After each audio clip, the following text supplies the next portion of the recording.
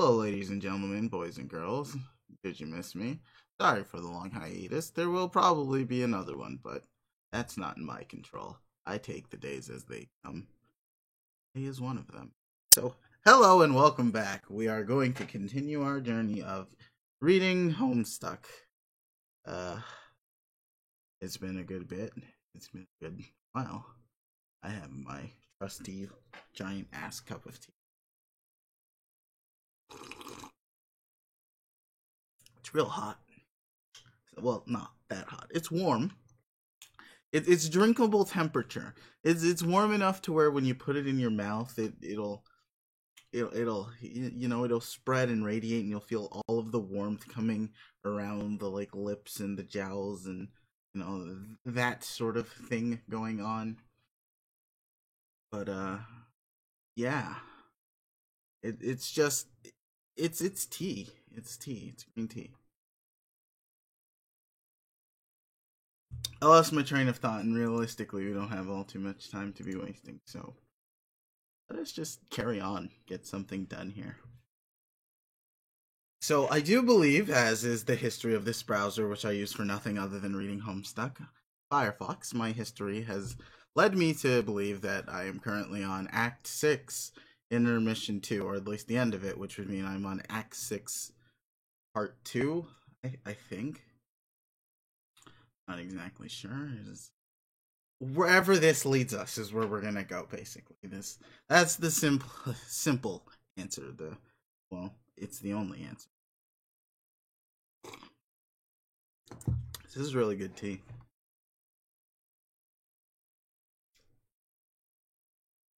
So, yeah, end of year 3, and it only took me about as long. No, I'm kidding. Actually, how long has it been?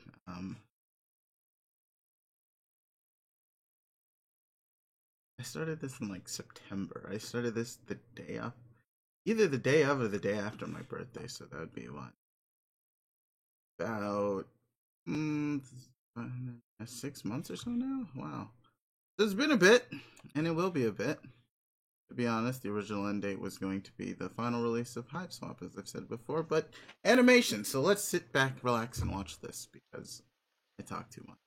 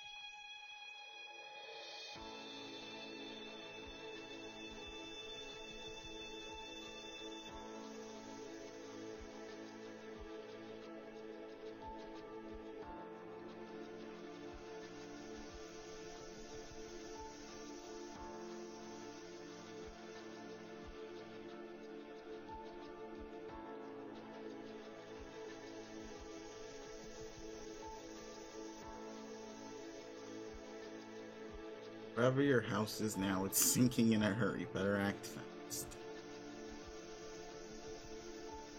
Oh. Gotta click things.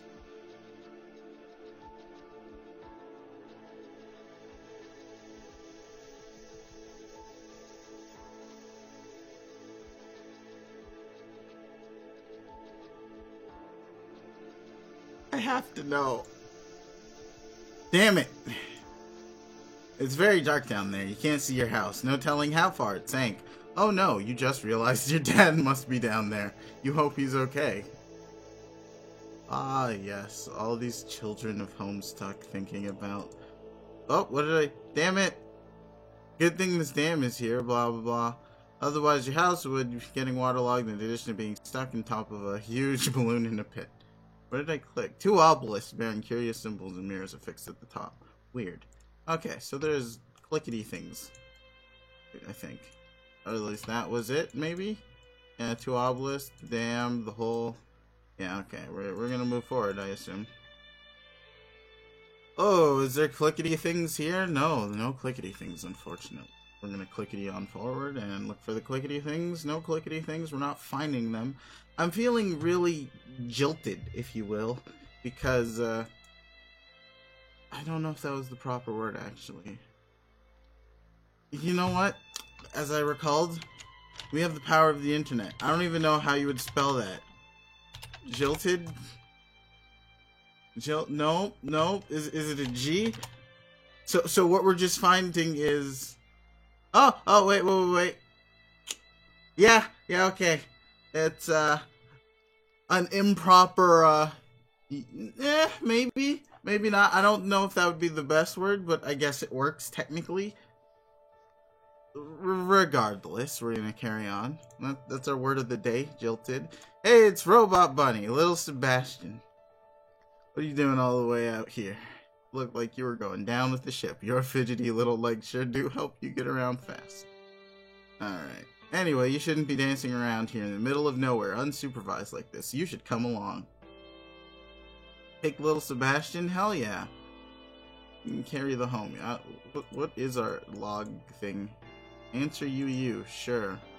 Oh, we got a new page. What you want? What you need? Huzzah! You did it. Oh, hello. Did what exactly? Made it to Loka, your own personal planet inside the game tailored to your personal quests. I've observed you here before, of course, but this is the first time I've contacted you here. Better to keep things on the up and up, vis-a-vis our mutual linearity, no? Sure. Yes, sorry, I'm still feeling a little overwhelmed by what just happened. A giant pit seems to have swollen my house whole. My dad is missing too. I think I should try to find him as soon as possible. I understand. Pardon my grumpy demeanor. I just had a nap and did not sleep well. Haha, you call this grumpy? Wasn't I being? Not exactly. Well, good. I do my best. Really, as if my dreadful nap were not bad enough, I woke up to find my co-player who has made a terrible mess in here. But the good news is, he has at least agreed to play with me once and for all. Some people make nothing easy. That's good, but wait. I thought you said you've never met him. I haven't, not in person. Then how did he make a mess in there? Did he break into your room while you were asleep? Oh, yes, well, The thing with that is this. The thing with that is that we should talk about something else. Huh? Why must you be such the vigilant gumshoe, Jane? Always with the gumshoery. Pitch that puzzle savvy toward the... Oh, boy. Conundra. Oh, well, see? These fucking letters don't help me, but we're gonna here we go. Littered about your place. The conundra littered about your place. I am becoming grumpy again. Do forgive me. What do you think of the place, by the by? Your new home. Oh, it's rather desolate. Pretty eerie, actually. I haven't run into anyone at all. I think I might be here alone. Yes, isn't it great? The balloons are nice, I suppose. Reminds me much of home. So peaceful, so much space to yourself, and time to think. You're so lucky. I can't wait to get to my planet. Yes, but what about your brother? Right, about that. Gotta run, kisses, all that stuff. Ooh. Wait. Close tab and continue playing in original tab. I figured as much. So we got the talkathons and the... No, I already did that. There we go here. A creature carved into the side of the hill. Probably a member of an ancient species that went extinct long ago, leaving behind the remnants of this ancient civilization. You can't see a thing in any of these holes. It's too dark. Maybe if you could find some way to shine a light down there. I'm just gonna tell you what, but those holes don't look a solid 6x6, so Shia LaBeouf's got some explaining to do. Another one of these colorful, buoyant pods emerging from its hole. Thousands of these things roam around, seeding and watering the planet, yet nothing grows. Alright, great. So we went the useless way because we're useless. We gotta go this way because it's the proper way, as we've learned now by our gumshoery and and travels of abroadness and roundabouts things. And answer Roxy, what is she saying to me? Jake Croc, Urgent Correspondence for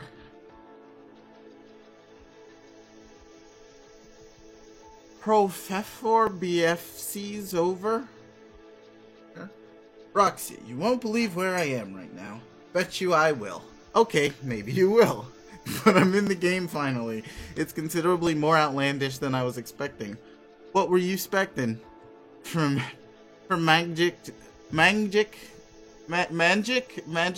sure, magic not to be real or something? Well, what a dope. No, I was thinking, well, I don't know. Something more like, wow. Okay, shush. Jane, I actually don't have any time. I have literally like 1 minute. I only wanted to ask one thing. Did you talk to Jake about, do I even need to, wonk? That's why you're contacting me? Yes, hurry. Roxy, please, I don't think you understand. There are mysteries here. Real mysteries and puzzles to solve. That's cool. So, how did it go with Jake? Urgh. Did Doc Croc Francis... Oh. Intentional misspellings are the worst because I want to correct them in my head, but then I notice that it doesn't match up with what's on the page, and then it throws me off, and it's annoying. It's really upsetting and annoying to read. Did Doc Croc practice her love medicine on the English patient? Emoticon spam. Hardly. If you really want to know, I completely blew it with him forever. Satisfied? Ah, what the fuck? What had that fuck? He asked me if I liked him, and in the heat of the moment, I panicked and said no. Then he went on this whole thing about Dirk, and that's that. Can we drop it now? Jane, this is Total's shittiest love report I've ever heard. It's not a love report. Will you stop it? Jane, I'm pissed. I am so pipsied about this. I want to just go there and smack your ass. You had him. No, Jane. Signed. The only reason I got to cut short on ripping you a new one offer this debacle is the fact that everything is literally on fire right now. What? There's a fire? No, Jane, there's a fire when you go camping and pack marshmallows while smiling like an asshole. The whole neighborhood is burning down, by which I mean literally every single fucking building. Yeah, every single fucking building. G to G. Oh gosh, please be careful. Still just SFF&H about this Jake thing. Sad face. Close tab, you continue. Oh man, I know that feeling of being frustrated with the friend's actions. It was all good, and you fucked it up. You fucked it up. Alright. It's a young seed pod, yet to be released to the surface. Looks like it needs a lot more helium. Oh, fuck me. This is just about random, unneeded long text in the middle of adventuring, but here we go. Nice, teeth lubrication. This one's gonna be a real mouthful. I hope I don't choke. Some very... I'm sorry. That was very... That was low-hanging. That was not a pun. Some very old stone tablets along with carving apparatus. They say, we spent so long tending to our sacred seed pods. Each I cared for and released was like a precious bubble glubbed from my own mouth. They would seed our planet in anticipation of the maid's arrival. Alas, it turned out we had the prophecy all wrong. Our scholars discovered she would not arrive for millions of years. Our kind would not survive to welcome her. So our elders gave us a new purpose. We must all go to work building our own graves. Eek. Some say this is not as much fun as tending to seed pods and a life of simple agriculture, but I think it could be a blast. I'm just a balloon is half inflated kind. I'm just a balloon half inflated kind of guy, I guess. Okay. He's a guy. The people here were highly skilled artisans, I believe. We're not doing this anymore. I can recall promising that much. What is the word, Google? Let us know. Artisan. But I need the plural, Google. The plural. Artisans. Sure, I'm just going with artisans because it seems to be that simple. That's what Google has basically said to me without the S, even though I put the S. Because, you know what, let's try this one more time because it matters to me. I didn't add the other second quote, but I need this specifically, Google. Why is it that I put the quote and you want to... Okay. It's gonna...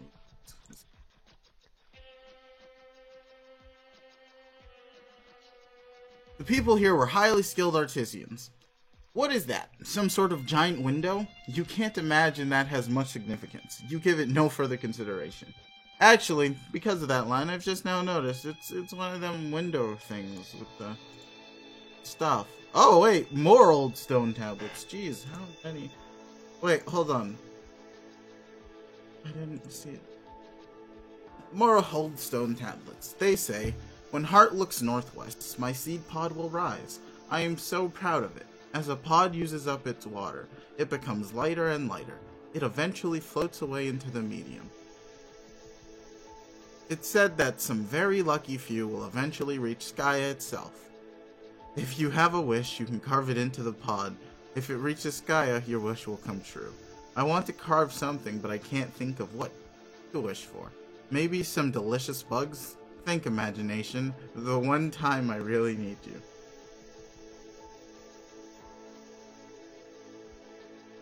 Oh, I can't choose, but carving stuff is even harder than drawing stuff. And frankly, you're not even sure Skya can deliver on this wish. You blew it so hard, but hey, a girl can dream, right? God damn, that's rough. Gotta put them... Okay, what is this, Indiana Jones type shit? A little chamber full of bones. You guessed the remains of an old salamander or something? This is just a piss-poor burial job. An engraving.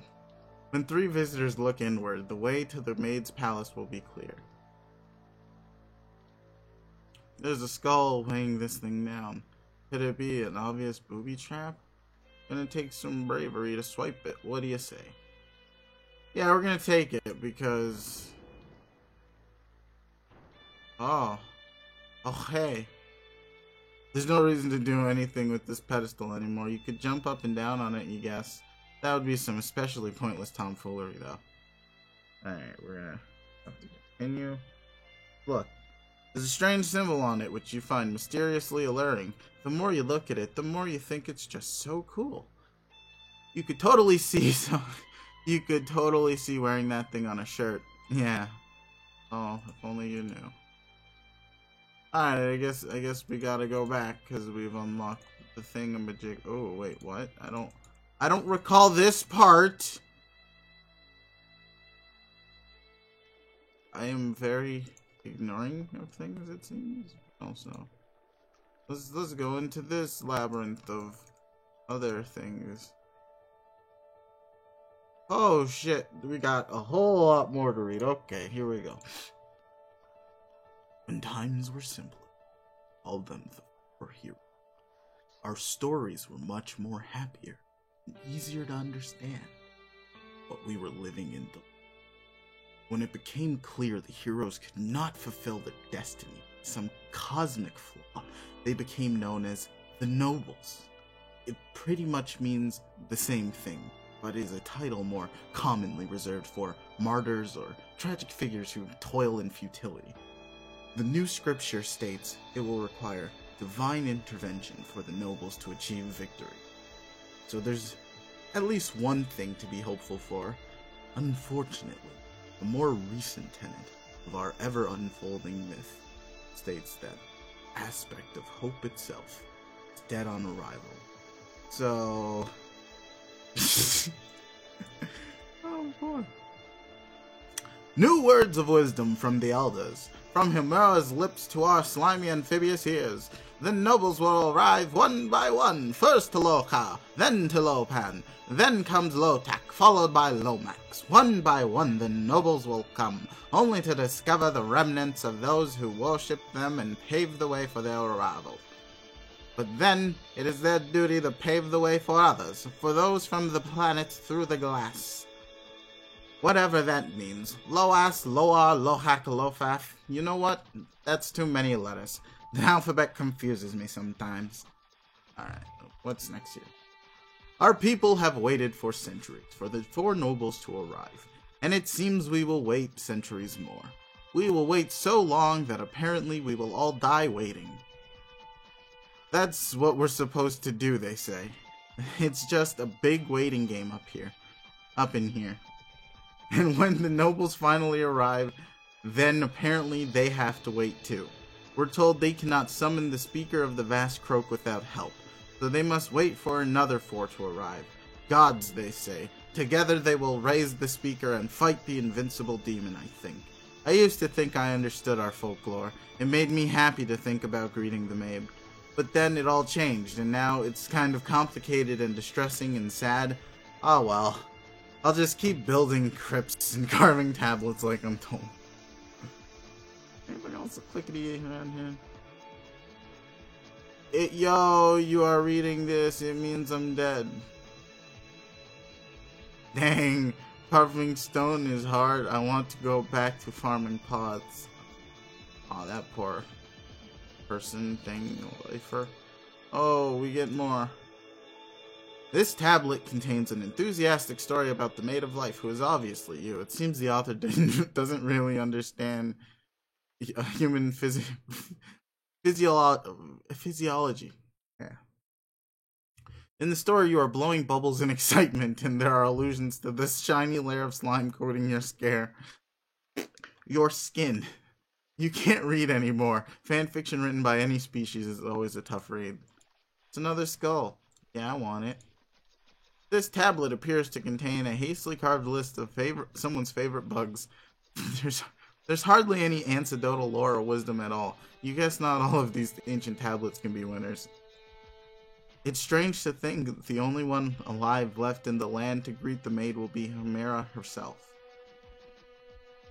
Oh shit. What an incredible encounter between legends that will be. Of course, she will have been slumbering for centuries when the maid finally arrives. It's funny how all the stories we grew up believing have been changing. Of course, I love all our old stories, but personally, I think the new ones are just as interesting. Yes, I know, unpopular opinion. He's so special. Look, there's lights. There's a skull-shaped indentation. Somebody probably needs to go in there. Something probably needs to go in there. As for what, you think you'll need one of your fanciest detective mustaches to crack that mystery. Put a skull in there.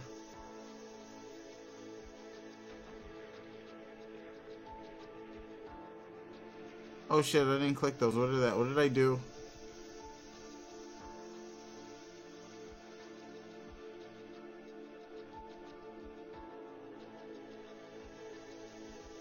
I don't know what I did. One by one the nobles will arrive, and just as surely one by one their lights will be snuffed out. Oh shit. In the beginning, the light of our hope was lost.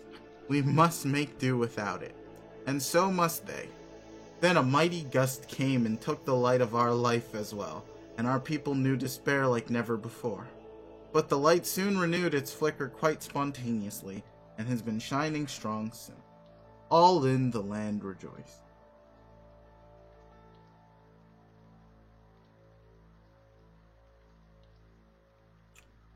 Our lights of heart and void will each follow in time. Long after our extinction, one will be extinguished, and then another, leaving only life as the guiding light. But they should remain long enough to illuminate the maid's path, and assist her with the housekeeping we have left behind. What cunts?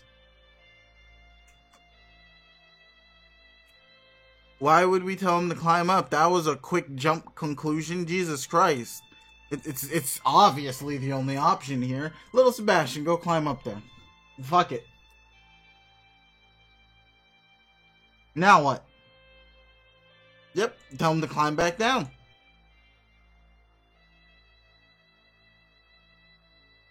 There's literally no other option. This is the only thing to do. I guess so. We're just gonna leave and I'm gonna go, I don't know, find something else, maybe? ABB. We put the lights on so we can go in here now, maybe? Door's locked, strange symbol. Yeah, okay, we can't open it yet. So we're gonna go all the way back to Cerrone here. We're gonna come around those here, over here, walking down, lookity here. Looks like the mirror at the top left is designed to reflect light in different directions depending on the color of the beam. How mysterious. Alright, yeah, I'm just gonna click forward and basically assume that we're done here.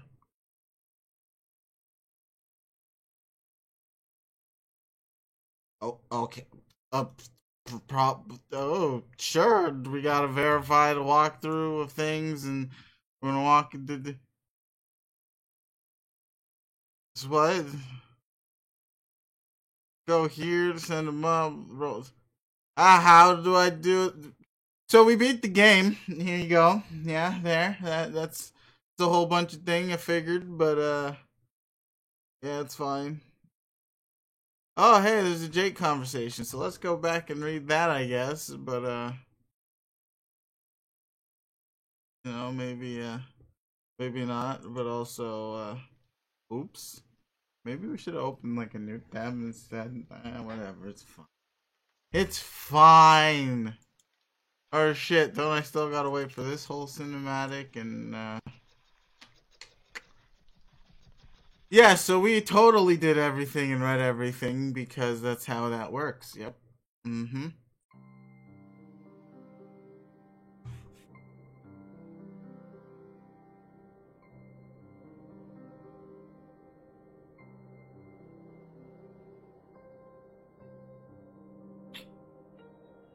Alright.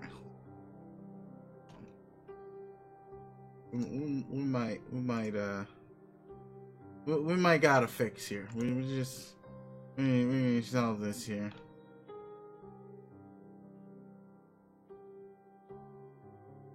Alright.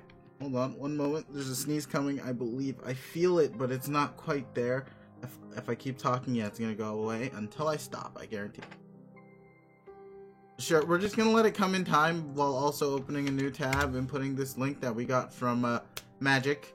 And we're gonna read the thing that we missed. So, ahoy, Jane, Yuhu, no dice, okie dokie. Then I just wanted to see what was up with you.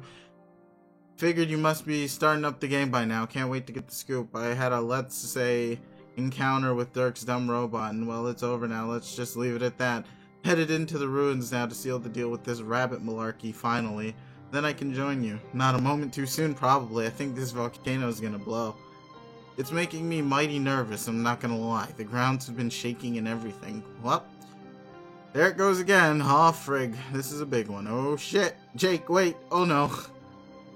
Helmet computer ceased operating due to a severe blow to the head. Yeah, that boy is dead. But also, proceed. Answer Dirk. Autoresponder. Yeah. We ain't missed nothing. We ain't lose no body.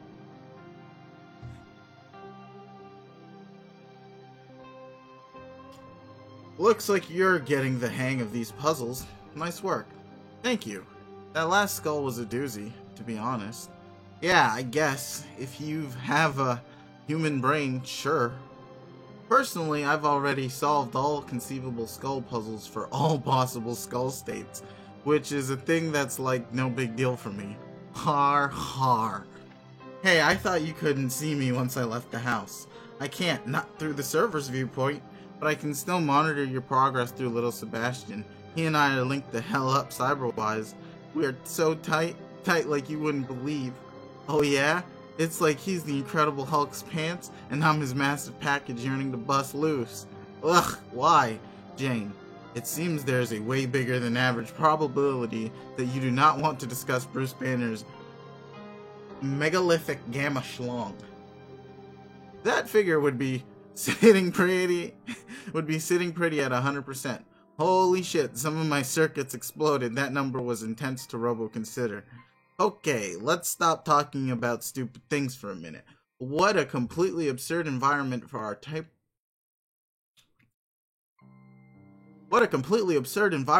typical blithering discourse. I'm hot on the prowl for more clues about this strange and mysterious lands. Ha ha. What? I don't know, just ha ha to that. Anyway, I think I'm getting close to finding where my house went. Then I can reunite with Dad, and together we can sleuth this great big pickle of a planet. Well, the good news is your house should be just ahead if you follow the trail. Yes, I knew it. The bad news is your dad's not there anymore. Oh no. I guess he got antsy and left to explore. Maybe he's looking for you. I tried to block him from leaving with some furniture, but the dude was having none of it. Golly, why did he have to leave? This really complicates matters. I hope he doesn't get lost. Don't worry, we'll find him.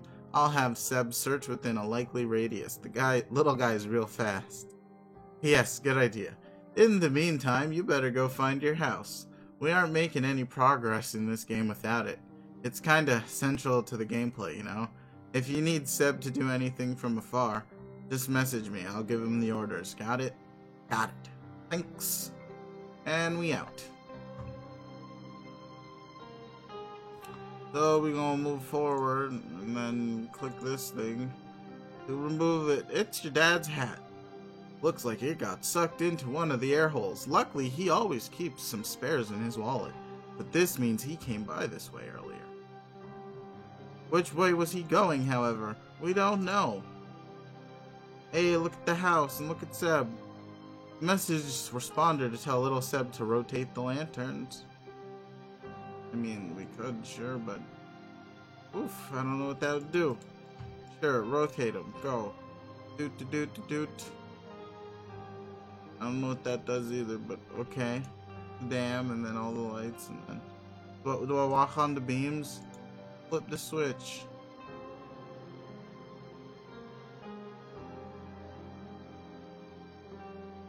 I don't know what I'm doing.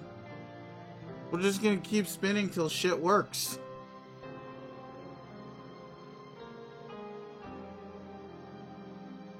They spinning, yeah, they spinning. I flip the switch, what happens? Oh, shit!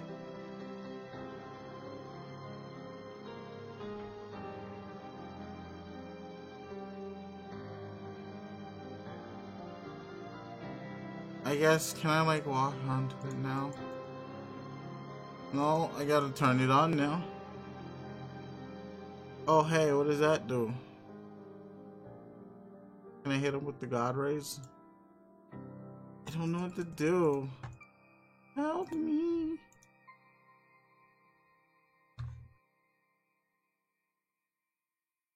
There's still no power and there's still no switches, and I don't know what the switches do anyway, so don't like that matters. Oh shit.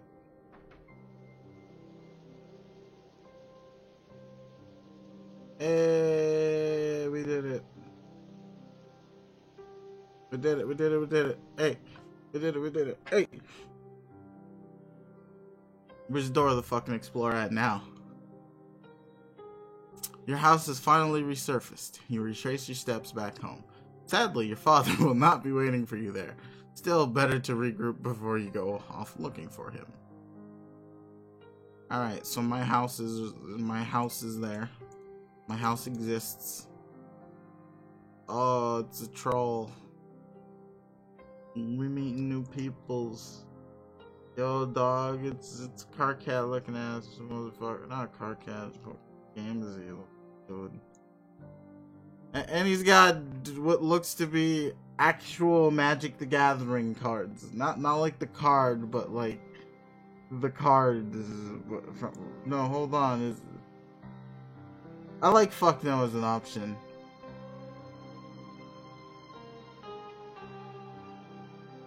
Cautiously approach.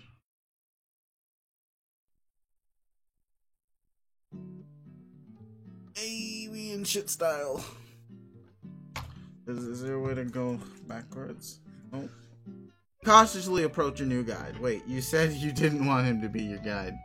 The friendly clown strongly advises you to reconsider. You do not reconsider. You ask him who he is, but he maintains his cryptic, serene expression in perfect silence. You give some thought to sidling away from.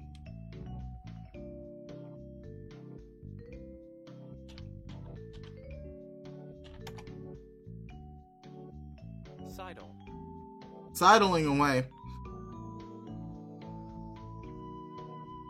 from the awkward encounter and go inside. When the clown finally speaks up, he wants to know if you would like to buy these motherfucking potions. You examine the clown's wares with due skepticism. He assures you that all of his wicked elixirs are motherfucking magic and all that. The clown sure likes to say motherfuck a lot. It's making you feel uneasy. I only got 420. He says this potion will make you strong. You guessed it would be pretty handy to be strong, except it's probably bullshit and it doesn't work at all. You buy a potion and shrug. Now there's something you shouldn't be drinking. This sickly mustard goo is supposed to make your hacking skills go banana. No, I'm good. Tells go take a long walk off a short cliff. He pretends not to hear you and restates his offer. You're kind of getting fed up with this idiot, so you purchase yet more useless bottles of liquid. Are we done here, bro? Claims this potion endows his drinker with incredible luck. Oh, okay, yeah, I'm good.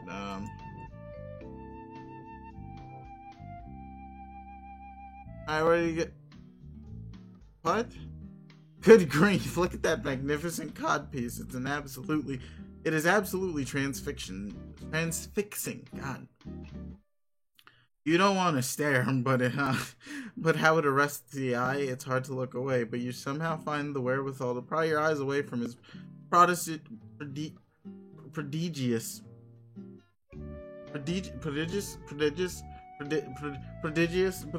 You know, what am I doing? And my tongue twisting and everything. I probably spelled it wrong there too. But now we're gone to .net. I don't want that. God damn it.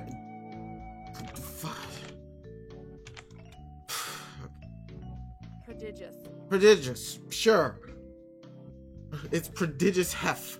The clown catches you staring and his smile broadens a bit. Look at this. I don't know what to do. So I gotta buy everything? Is this what we do here? I don't want to read all of them.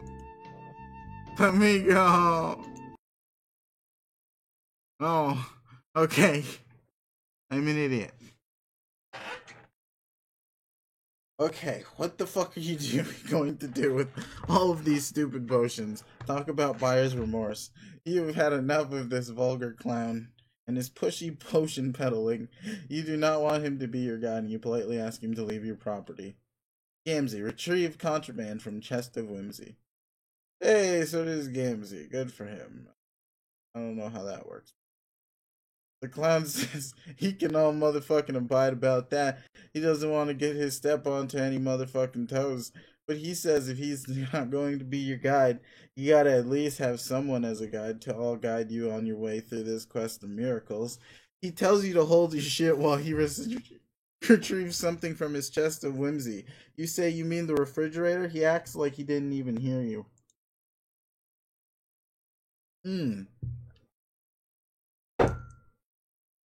That's weird. Why does he also okay? Torso flail. Oh, that explains something and nothing all at the same time, but also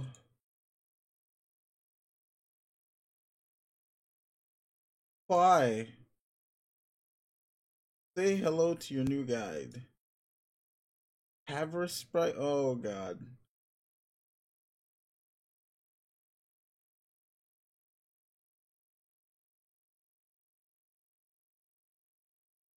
This is not a. He just did that shit. He did that shit. He. No. Oh boy.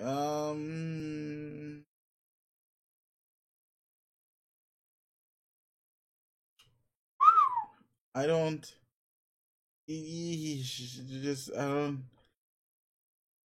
I'm uncomfortable with this. I'm really uncomfortable with it. I'm I'm not sure how I feel right now.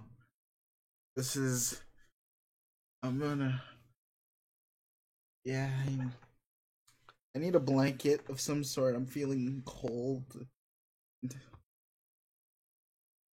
Okay. No. No, no, no, no, no, no, no, no. You have to undo this somehow. Are you listening to me, clown? And whoever the fuck you are, make me stop being this thing. Okay, I'm sorry for screaming there. That fellow over there just caught me quite off guard with this, stunt. Okay. You seem quite upset. I think we should all try to calm down and figure out what to do. Yes. Well, first of all, my name is Jade. Pleased to meet you. What's yours? My name? Fuck my name. It's nothing. I'm a stuttering, repellent, unholy abomination. Oh dear, you have no idea how fucking much I hate myself right now. Honk. Quiet you. This is all your fault. Look at what you've done. Shut up. I hate you both. I hate everything. I hate the way I falteringly speak out my jumbled thoughts. I hate how I drag out the things I say sometimes. I don't even know which parts of myself are hating which things. So I just hate everything. Hey, clown, can't you do something? This poor creature shouldn't exist. Ah. I'm sorry, this is fucking. Oh my god. Fuck, have explode. Huh? Did she just commit suicide?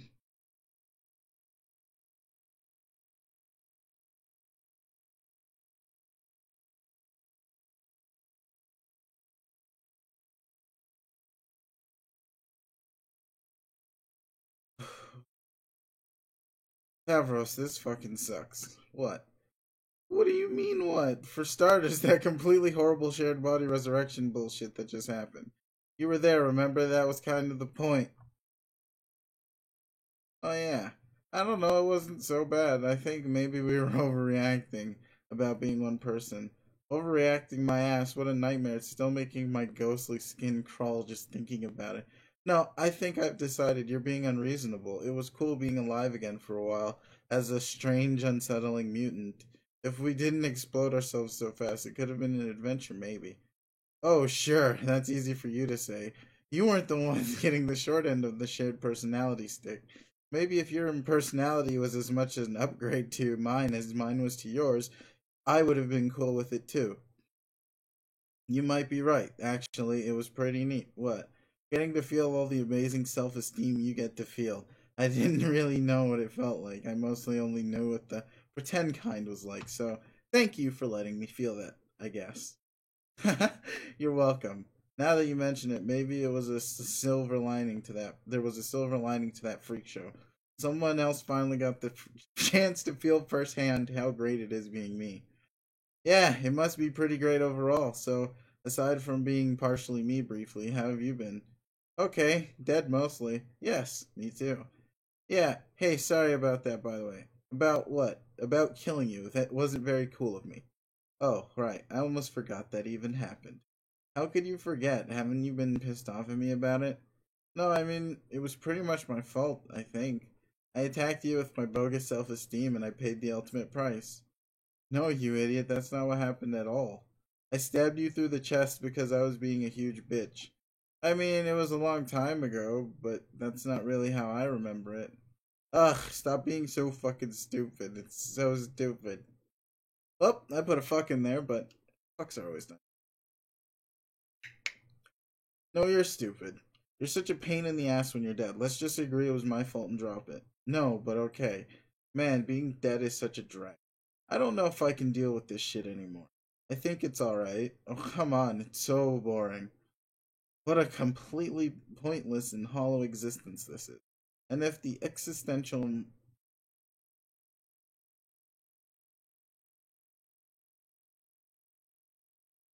Malaise. And if the existential malaise wasn't bad enough, now I have to be constantly watching out for that fucking orange guy. Orange guy. The orange guy, haven't you seen him? No. Oh boy. Well, there's an orange guy. You mean the bird version of Dave? No, not Dave Sprite. It's just some random pointless orange guy who's been hassling me for some reason. I can't catch a break. And if that weren't enough of a nuisance, we've apparently got to deal with getting yanked out of the afterlife without a moment's notice by some bozo in a codpiece to participate in his grotesque body fusion pranks. Between you and me, I'm starting to think we're getting jerked around here, you know? Some inexplicable forces out there are fucking with us. They're doing everything in their power to make sure that when we're not being totally humiliated, we're staying completely irrelevant. We can't let them toy with us, then just sweep us under the carpet like that. I'm not going to let our relevance be marginalized anymore, Tavros. What are you gonna do? I think it's time to start fucking some shit up. Oh no. More like, oh yeah. I'm sick of this shit. I'm sick of being dead and useless and bored. And I'm not gonna take it anymore. You're with me, right? No way. I like being dead. I like how it is there. I like it how there are no responsibilities or problems usually.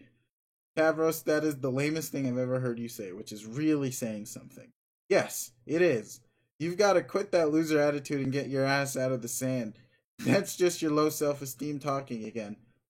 Yes, I know. I'm going to have to insist you are going to join me, and together we are going to fuck shit up. No, I'm not. Yes, you are. No, yes, no, yes. Yes, I will definitely cooperate with you wholeheartedly. Damn it, okay, fine.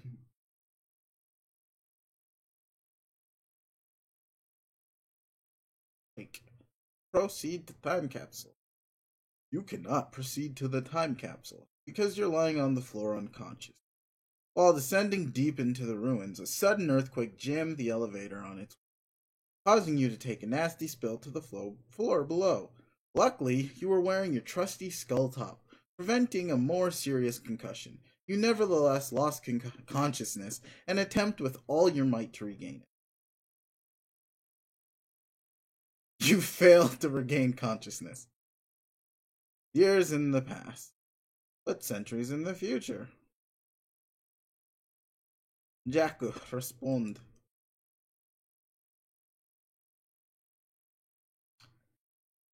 Happy 13th birthday, bro. I guess it just says, Happy 13th, bro. I have something for you. Whoa, Nelly, you're too kind, my friend. What is it? I'm sorry for that one. That was too fun, though. It's no big deal, since it's nothing. I wasn't planning on giving you anyway. Hmm.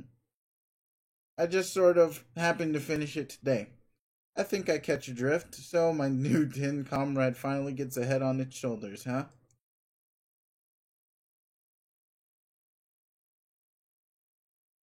Yeah, assuming I can actually send it today without another untimely paradoxification. If not, then hey, you get a sick grill full of birthday slime instead. Oh, hell no. Hell no, man. Well, listen, if you're going to send anything to me, slime or otherwise, can you please at least not make the shit appear directly over my head this time? The last the last thing I need on my B-day is another installment of and I quote Manbro Bukake Theater. You still don't actually know what that means, do you? Not really. It's your friggin' figure of speech, man. I figured it just meant getting slimed like in Ghostbusters or some such kind of. I told you to look it up. Yeah, I'm a busy fella, Dirk. Wikipedia is a lot of letters to type in a thing for a man of action on the go. I'm always doing adventures, remember? That is such bullshit. You sit in your little jungle globe watching movies all day. Well, yes, but okay, I have a lot of movies to bone up on. There are so many good ones I still haven't seen. You think literally every film you watch is a masterpiece. I've never felt so much vicarious shame through someone else's atrocious taste and awful garbage. Garbage. Screw you, I have impeccable standards. It's just there's so much good stuff out there. I've really been on a roll with my picks lately. And I've really been on a roll with my picks. Do you even hear yourself, dude? Your picks are everything, and lately as always. Yes, I hear myself just fine. I hear a discriminating gentleman's melodious voice, and it strikes my ears as the voice of reason. Say, here's one I'm pretty excited about. Have you heard about this Avatar Jam? It's coming out next year. You mean the blue furry shit? No, man, it's not blue furry shit. Far from it. Get this. It's about this paralyzed fellow who's down on his luck and longs for adventure, and he finds it. But it's far away on an enchanted planet rich with coveted treasures and adventures. Not all that he finds is. An adventure is not all he finds. Oh no. He also finds romance. A beautiful blue woman from the wild teaches him the ways of her savage culture and also the ways of alien love. Together they frolic in the forest while sharing primal intimacy through magic sexual escapades. Ha ha ha ha. What's so funny, wise guy? To borrow from one of the more benighted sectors of your zeitgeist, that was so gay. Excuse me, but I fail to see what could possibly be gay about some huge, elegant blue men and women having really spiritual intercourse with their tails or something. Well, yeah, obviously not literally. Jake, where I'm from, that word hasn't been used as a pejorative, or even much at all in a really long fucking time. But you're from Texas, aren't you? Yes, but not exactly. Ugh, stop being such a cryptic troll all the time. Anyway, Avatar looks spectacular, and I think my preemptive review was spot on. The bloody end. The bloody end. Oof, different. Whatever. Okay, but what you just said about those furries was gay as hell. It's time to face the facts. You are just treating my great taste in flicks to your aloof, hipstery disdain as usual. You don't know anything about that movie. Maybe you'll like it. Nah, I saw it already. That movie sucked. The smelliest shit from the ugliest butt. Sorry, man. Well, now I know you're just trolling me. It won't be out for another year. Right, here, let me send you the rest of this robot already. You spent too long alone on that island as it is. I kinda worry about you. A man can only spend so much time in the middle of the damn ocean with nothing but pop cultural um I don't even want to even attempt it, so we're just gonna go to our good old trust detritus. Pop culture detritus. And his own thoughts to keep him company. Alrighty. I hope it won't be as difficult to finish building as the rest was to assemble. No, just screw the thing on and it's ready to go. Capital. Scoot that noggin my way. You're ready then. And it's on. And it's oh yeah, it's the robot. So that's how it occurred. Oh, cool, it worked. You nerd. He's got your slick Japanese spectacles and everything. Why is this a metal man before? Why is this a metal man before me? Or is it none other than Dirk Strider himself in my room? One thing at a time, bro. I haven't quite figured out a way to get myself there yet. It almost sounds like this is something you've given some thought. Okay, well, I don't know what you're implying there, but why don't you snap that sucker on the torso and fire it up? Affirmative. I continue to boggle vacantly at your technical shenanigans. Your knack for gadgetry seems to surpass even my grandma's, and she was like this big time gizmo legend. How do you even do this stuff? God damn it, the heat's about to turn on. I will be back one moment. Let's highlight the line for safekeepings and yeah.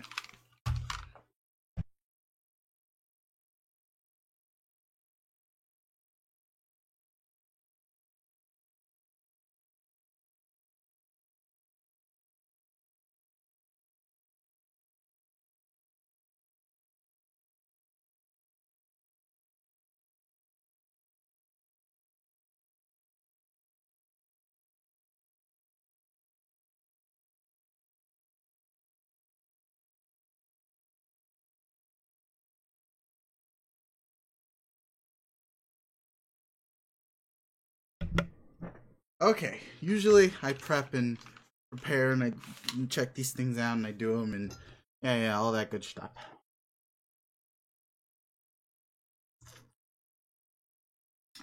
Unfortunately, on this occasion, I seem to have forgotten. So that's that. No, shall we continue? How do you even do this stuff? I guess from your perspective, I must seem hells of overpowered in a bunch of ways. Which I kind of am. Like, with a ninja sword, I'm basically nuts, okay?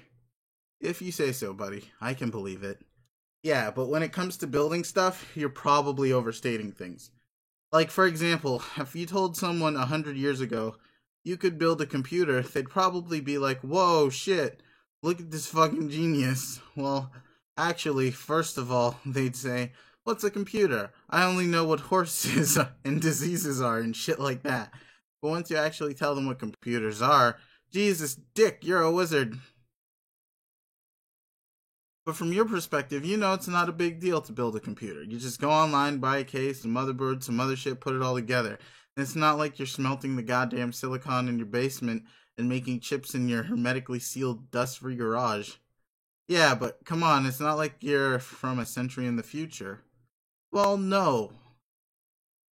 Nor am I a quaint man of the past. Pardon me, but do I sound like some trolley car bellwether toiling in the heart of the mustache belt from the rough and tumble year of 1909? He said unironically. Give me some credit, man, and some to yourself as well. You are too modest about all this robotic noise. I don't know. I have a lot of time to work on stuff, I guess. There are a lot of irons. You know where they are? Here's a hint. It's a pretty hot place. The kitchen? Sure, I'll keep some iron. I keep some irons there too, but most of them are in the fire. I wish I had like an air horn for every time that occurs. I need to set that up as some, get a crowd. Anyway, yeah.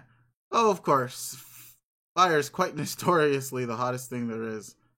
I don't know if that's true.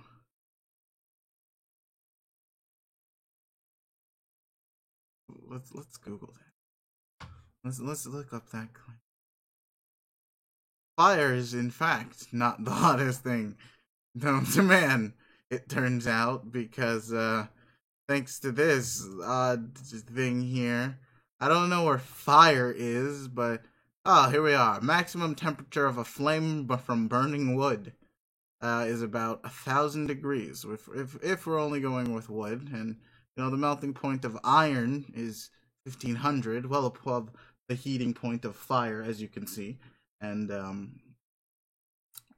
the sun, a bomb, boiling carbon. Um, there's a lot of shit hotter than fire, is basically what we're finding out here. And that is your science fact of the day.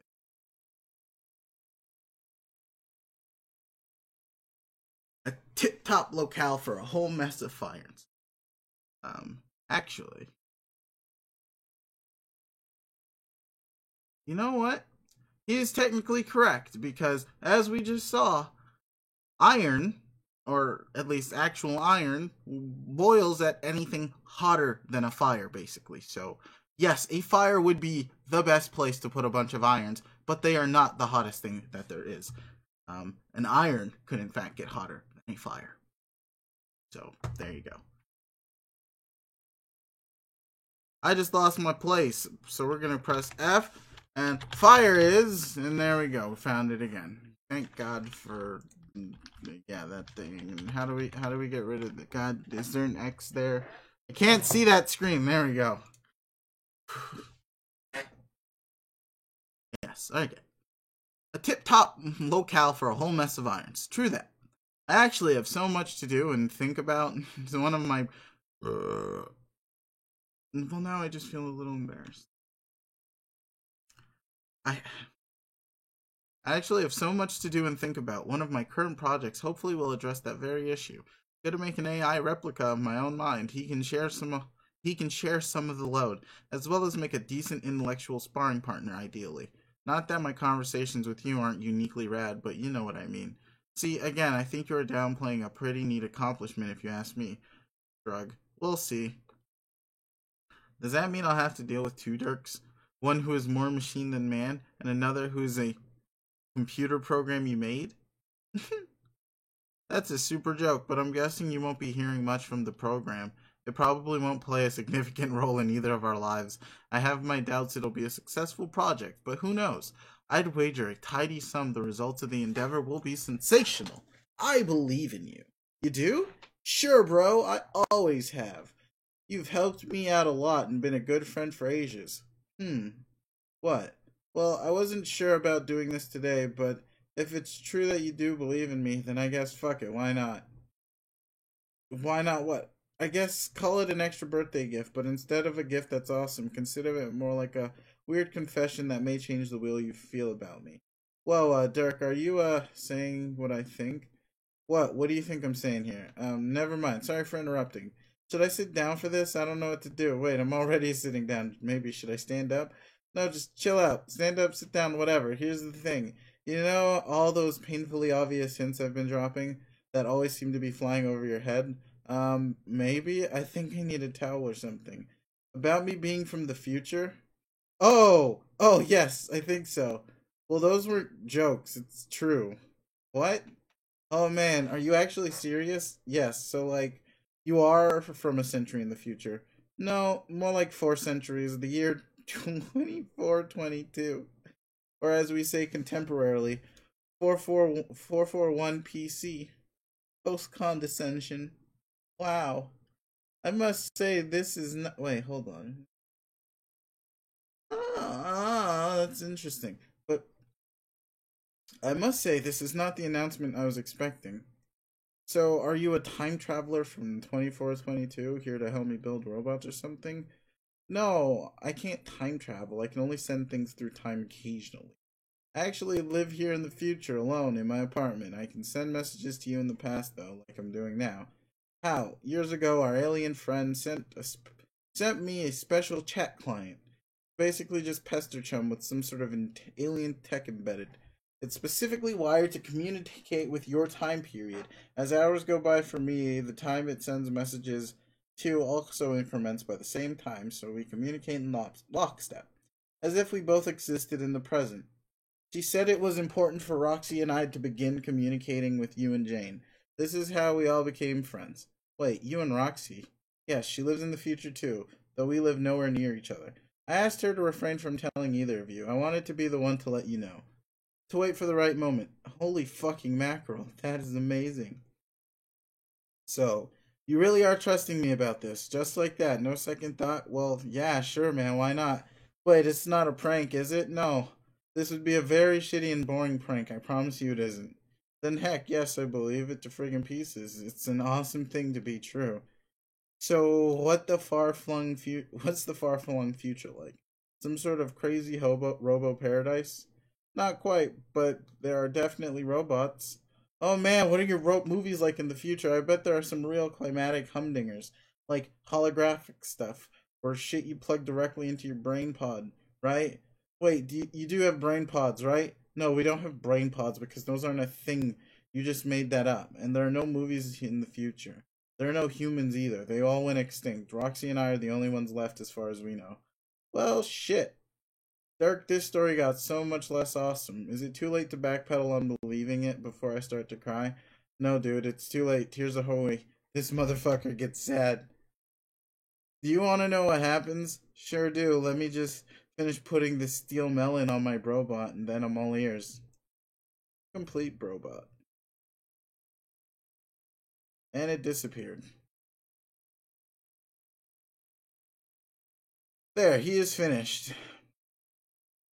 Look at this spanking iron friend from the future. He is perfect. Oh shoot, Dirk. He just got blurry and disappeared. What the actual fuck? Don't worry, that's normal. Upon activation, he goes into stalking mode. Stalking mode? Yes, he will stalk you in the jungle and strike when you least expect it. Oh, my bad. Strike when your guard is down. Same difference, but I don't know. Didn't actually read that one. What? That's crazy. Why would I want that? Didn't you want something to get in scrums with? Well, yeah, but man, he'll give you all the scrums you can handle. Trust me, this will sharpen your combat skills. I guess you're right. I was just picturing a little good, honest roughhousing. Why does the whole thing have to sound so sketchy and nerve wracking? Do you want to hear my grim tales of the apocalypse or no? Or not? Yes, you're right. Let's put this issue of fisticuffs aside for now. Tell me everything from about the future. So how does humanity fuck up? Is it the nuclear holocaust or is it robots? Gotta be the robots, right? As per the Terminator. No, it's more of a gradual decline in population than that. Due to an insidious power grab by an aquatic alien empress. Oh, the old alien overlord story. Got it.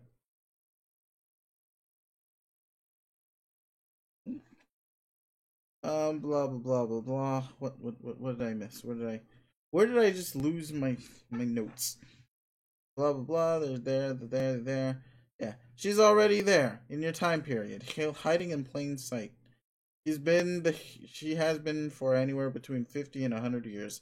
She's the Baroness of Crockercourt, Jane's company, but of course Jane has no idea. The Baroness has been using subtle strategies to manipulate the human population through her company for a long time. On November 11th, 2011, she finally made her presence known to the world, along with her agenda for global domination. Geez, that is pretty scary. So in a few years she will be in charge of everything. No, not quite. That's just when the world finally sees her for the threat she is. She would continue to gain power by exploiting various institutions and the media from within. It would take the next several decades for her to claim the throne as Earth's absolute ruler. Her march to domination was facilitated by a number of scumbag sympathizers and opposed by a few brave rebels, including my ancestor. Roxy's too. I think your ancestor qualifies as one too. In fact, I'm sure she must have been the first member of the coveted movement. Of the covert opposition movement. There we go. God damn, that color is not easy to read. My grandma. I do remember when I was very young, she would tell me the stories of the wicked woman who raised her. Was she the evil alien? Yep. That's a whole story right there, most of which is shrouded in rumor and urban legend. But before we get sidetracked by any of that, I'll try to cover the big picture to give you a sense of all the batshit lunacy that followed the Sea Hag's power play.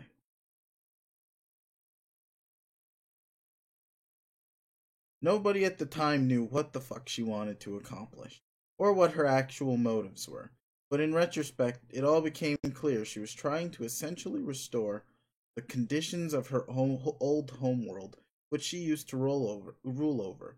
She began instituting these crazy laws. First of all, people weren't allowed to reproduce. She found our usual method of procreation revolting, and anyone who engaged in it was punished by death.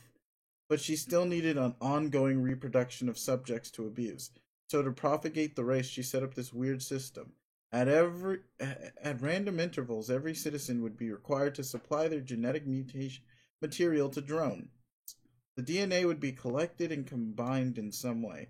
Many years later, long after their original donors had died, clones would be spawned from their DNA, so no one would ever be able to know who their parents were, or be able to trace their lineage. It was only through a bit of good fortune that Roxy and I were able to discover who our ancestors. They were the rebels you mentioned. Are they alive right now? I mean, in my time? Yes. Oh, I'm very curious about them, and also my grandma. I'll get to them, don't worry. Anyway, her imperious conde, condescension. I hate that word so goddamn much. Condescension turned out to see, and even saying it just ruins everything after because her imperious condescension turned out to be especially cruel to her human subjects. I'm sure her rule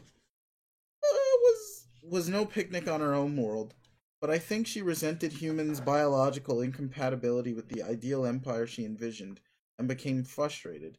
Humanity wasn't ever really her first choice for rule. There are reports that she attempted to clone members of her own species and replace the human population with them, but they all died. What happened to them? The rumors say it was her own pet who killed them. See, she traveled from her world to Earth, and in this huge red space arc. In it, she had gathered thousands of creatures from her planet. I'm guessing to save them from extinction. This, more than anything, has led me to speculate that some cataclysm happened on her homeworld, and she moved to greener pastures to rebuild her empire. She bred all these creatures in secret, increasing their numbers, preparing for her eventual takeover. Each monster, or Lucis naturae, was meant to be some kind of caretaker of the young. You can see where this dramatic schism between our species and hers begins, and also why she had a reputation for being quite insane. But she also happened to have this one humongous sea monster, Lucis, that is like her own personal bodyguard and kind of a secret weapon. But it turns out the thing is kind of an enigma, sort of a double-edged eldritch horror. As much as much in her service as it is calling the shots in some unfathomable way. Every time she tried to resurrect her race, it would slaughter them all psychically, as if it was keeping her ambition in check. Or so the story goes. Wait, these beasts tend to the young. I can tell you from first-hand experience that monsters are totally rotten at taking care of kids. They do a bang-up job of making them scared, though. Exactly, the plan was beyond shitty. So, does that mean you and Rox were raised by these things? Nope, it was a very short-lived experiment centuries ago. Humans just don't have the same evolutionary symbiosis with these things that her race did. Or her race had.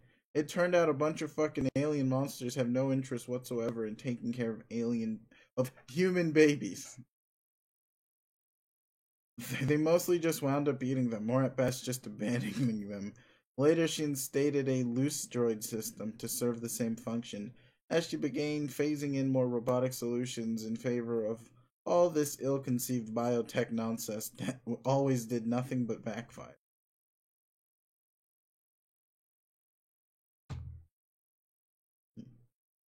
Even drones were replaced with robotic versions. I imagined they were just easier to produce and control, since she'd given up the hope of perfectly mirroring her own civilization in all its convoluted symbiotic glory. But not without a good fight, and not without taking her frustrations out on the human population. She attempted to enforce blood casting through efforts to genetically oh shit.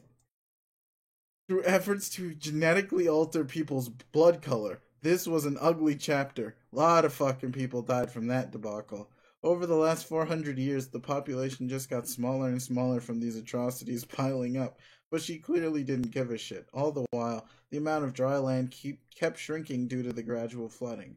Soon, there was hardly anywhere left to live, and then that was that. No more people. Damn. Wait, flooding? Oh yeah, I should have mentioned this up front. One of the first things she did while in power was begin melting the ice caps. It took a while, but eventually the whole world flooded. And that's how it is now. It's totally soaked up in this bitch. Wow, like the epic Kevin Costner film? Almost exactly, except especially by the same degree of shittiness. Oh man, does that mean you have to drink your own pee? You get used to the taste, welcome it even.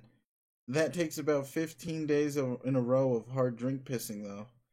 Ew, no, dude, no, ew. Relax, I don't drink any goddamn piss, okay? Ew, okay. I guess your Lucius droid thingy sees to it that you have fresh water. Nope, those things stopped being a thing a long time ago, too. Once humans went extinct. Oh, I thought, well, who raised you then? Nobody, man, I raised my damn self. Jesus Christopher Kringle fucking here, I thought I was rugged. You're still pretty rugged, you're just a fucking dork about it. That's true. I guess I did have Cal looking after me. Let's not discount the rad service of the Seaman, okay? Heaven forbid. And what about Roxy? Oh, hey, hello. We're currently at Act 6, Act 3, somewhere in the middle of that. Yeah, I don't remember exactly, and I can't exactly recall. Hold on. I can find this out. Yeah, Act 6, Act 3. That's where we are. So yeah. Okay, doke. Pretty sure the Carpathians took care of her when she was young. Oh. Oh. Hmm. Wait, the whatsits? Right, another thing I forgot to mention. There are a lot of these humanoid creatures with hard shells, some black, some white. As humanity was dwindling due to the increasingly whimsical and psychopathic Condes, she began introducing more of these Carapacians to the scene. Are they aliens too? Sort of. They're definitely from other planets. So yeah, really the deal with where they came from is a whole nother story for another time. But the bottom line is at some point, somehow, she started hurting a bunch of them from their home worlds onto Earth and multiplying them. Something like 100 years ago, it became clear she favored these guys more than humans as her subjects. They're very loyal and seem genuinely dedicated to serving her. Must be what they were bred for. She still treats them like shit, though, unsurprisingly. All these colonies started sprouting up, like these modular cities floating on water. It probably sounds cooler than it is, but they're basically slums. That's where they tend to live in large numbers. Roxy lives in one of these colonies. It's about 2,000 miles away from where I am. Oh. Good gravy, those are exotic circumstances. And here I was thinking I had the most exciting and adventurous life. Turns out I'm just some chump on boring ass Monster Island in the shitty old pre apocalypse.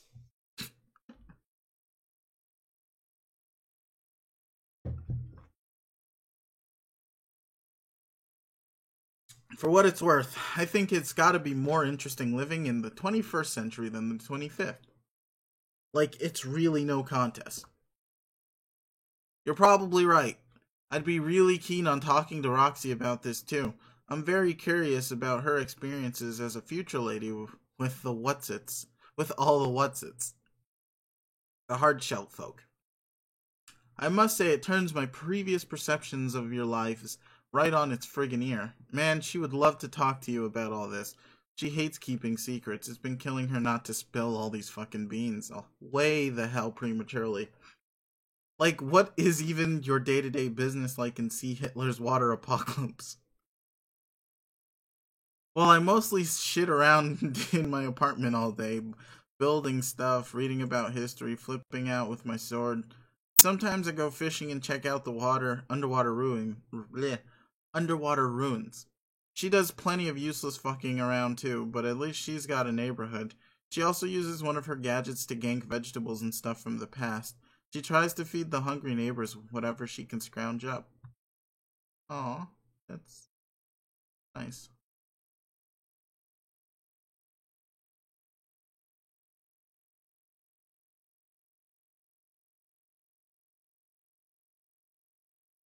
Hey, give the people pumpkins. Those are amazing stories. I am so lucky to have friends like you. Oh snap, what about Jane? Have you told her? Jane is. No, I haven't. I've dropped some hints and tested her willingness to believe something like this. It's just not going to fly. It's way too much drop on someone. All at once if they aren't receptive. Hmm. True, but it seems a shame to keep her out of the loop. Well, tell her whatever you want. She'll likely think she's being fucked with. Personally, I wouldn't bother trying too hard to convince her. There's no point in alienating her. Someday she'll be ready to believe things. Okay, well, I still have so many questions. It's incredible that this is all going to happen right around the corner. I don't know if I'm ready. Like I said, the changes will be a little more gradual than that. More clandestine. Yeah, clandestine. She'll exploit the fears caused by her revelation to the world to create intended reactions within government and media. Her agents embedded on the inside will help nudge things in the direction she wants. Then, 20 some years down the road, without anyone suspecting a thing, she'll suddenly be in complete control, and Earth will be fucked. I want to join the opposition. Fuck this witch. I have lots of guns and reckless bravado, and I want to stop her. I'll pick up where my grandma left off. Well, aside from the main reasons that won't happen, which I won't get into, it still wouldn't be a good idea.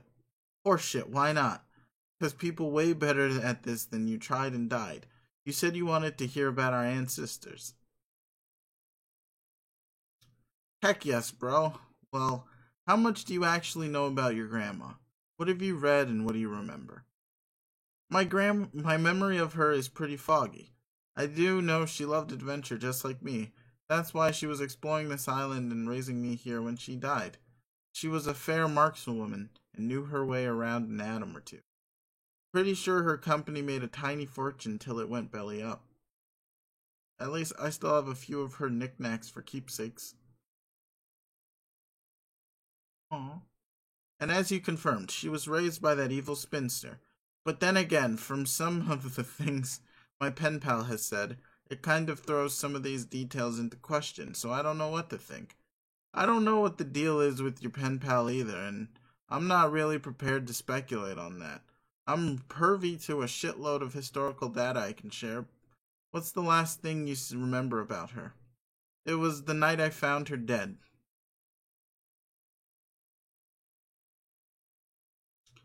She had gone off to study the ruins one day. I'm pretty sure that was her purpose on this island, to study the technology here and solve all of the astonishing mysteries. She even built that fancy house we used to live in, so I guess she really wanted to settle here for a while. But she didn't come home from her expedition for a couple days, so I started to get worried. I followed the trail we usually take to the lagoon while keeping my eyes peeled for monsters. But instead, I found her lying there, dead. I think a monster caught her off guard. There were 3 big fang marks in the body, and a trail of blood along the path. It looked like she was trying to get home but couldn't make it before succumbing to the injury. But before I could even do anything about it, I heard an explosion. I looked back at the hill, and my house was gone.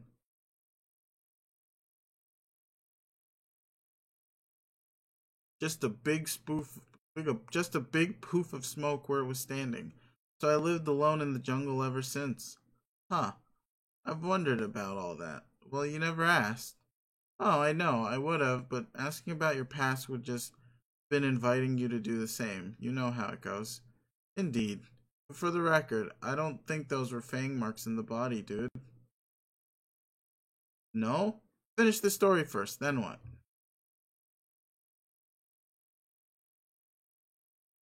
Oh, there's not much more to it. I had to deal with Grandma's body. I would have loved to give her a proper and dignified memorial like Jane's granddad got. God, Jane is so lucky every day in her household must be like weekend at Bernie's. What a ride it must be. I'm so jealous. Yeah, what a fucking treat. A living room corpse party every goddamn day. I know, right? Alas, I had to dispose of the body with haste so the monsters wouldn't eat her. So I just made a little campfire and burned it. I keep the ashes deep in the ruins, which is where I think she liked it best.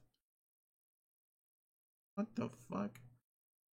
Hopefully, there isn't an earthquake or something that would knock the urn over in a predictable and hilarious fashion. No way, man. I bet my bottom boom buck. That shit's eternally safe. That urn's like the Fort Knox of standing upright forever because of no accidents. Huh, yeah. So then, after camping out the next day, I went exploring and found my room globe mostly intact sitting in the jungle. So that's where I lived since. And that's pretty much it. I sure miss my grandma though, she was the best. She was definitely very brave, if the stories are true. Downright audacious, I'd say. What did you hear? Oh, what did he hear? Oh, I've got superpowers and a good crown, yeah, yeah. In my face now. Look at them lips. Anyway, well, like I said, she was raised by the Baroness. It was probably a worse childhood than either of us had. She wasn't related, obviously. Ain't nobody's related to a goddamn fish alien, except other fish aliens, probably. She had an adoptive brother, too. Life must have been miserable for both of them. Yeah, I remember her vaguely mentioning him. Cripes, that I the things she told me now that I think about it. She said the witch even killed her dog. Is that true? I don't know, but I wouldn't doubt it. There are other urban legends that she did a lot of experiments on animals and stuff, mostly to do with mind control, like figuring out ways to unlock all of her psychic alien potential to increase her powers. Not sure if that's true or if it was actually successful though. So what you're saying is pretty much any unspeakably horrible thing she could do, she probably did. Yes? Anyway, your grandma managed to run away when she was quite young, and maybe it was a traumatic event like dog murder that prompted her to flee. Who knows? Whatever the case, her bro stayed behind. The guy must have been seriously immune to witnessing fucked up shit because he went on to be a famous comedian, a real kinky. Wait, hold on. A real kindly cornball, a nicer guy than you couldn't hope to meet, they say.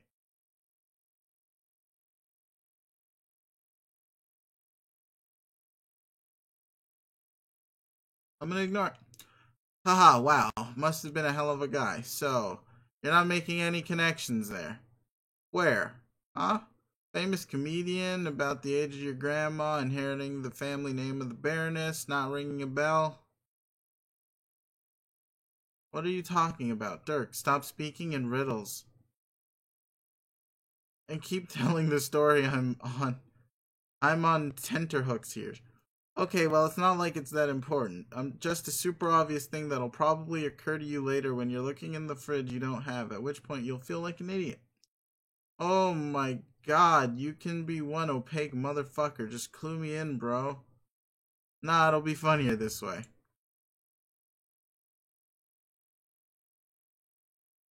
Fuck is that? That kid kept the family name, but obviously your grandma didn't. She must have held a grudge against the Baroness her whole life. She started she started by taking a different name she knew would stick in her craw. Oh, I remember this. I believe she said the witch used to be married to a terrible man named English. So, because the witch really hated that guy, she took on his name as a sort of a big old fuck you to the woman. That's probably close to the truth, but it sounds like the kind of story an old lady tells her young grandson in a way he would understand, or at least wouldn't scare the shit out of him. From what I've read is something more sinister as usual. There's supposedly only one thing the Baroness fears, and your grandma learned of this somehow. It wasn't an ex-husband, though. It was her superior, some kind of demon, or another alien. No one really knows, but he went by the name English. He's supposedly even more brutal than she is, if you can believe that. So I'm named after a demon. What kind of demon is named English anyway? What kind of alien is named Crocker? It probably just a name he stole from somewhere else, like the Baroness did. I guess it's kind of cool being named after a demon who's so scary even the witch is afraid of him. Yeah, well, your grandma thought so. Everything she did in life seemed to be in an effort to piss off the Batter Witch.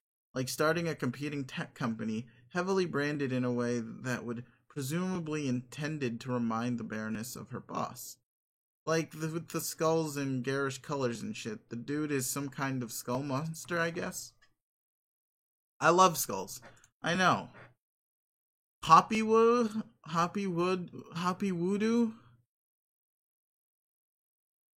Okay. It was definitely brave on her part, but ultimately it got her a bankrupt company, a blown up house, and a fork through the torso for her trouble. But she must have been the first to understand how dangerous the Baroness was, and was acting in covert opposition. Others would follow and continue to, as of now, in your time period. Though these are your ancestors. Yeah. Mine and Roxy's were among them. Anyone I've heard of? Of course, these fuckers are totally famous, obviously. Oh, sure, obviously.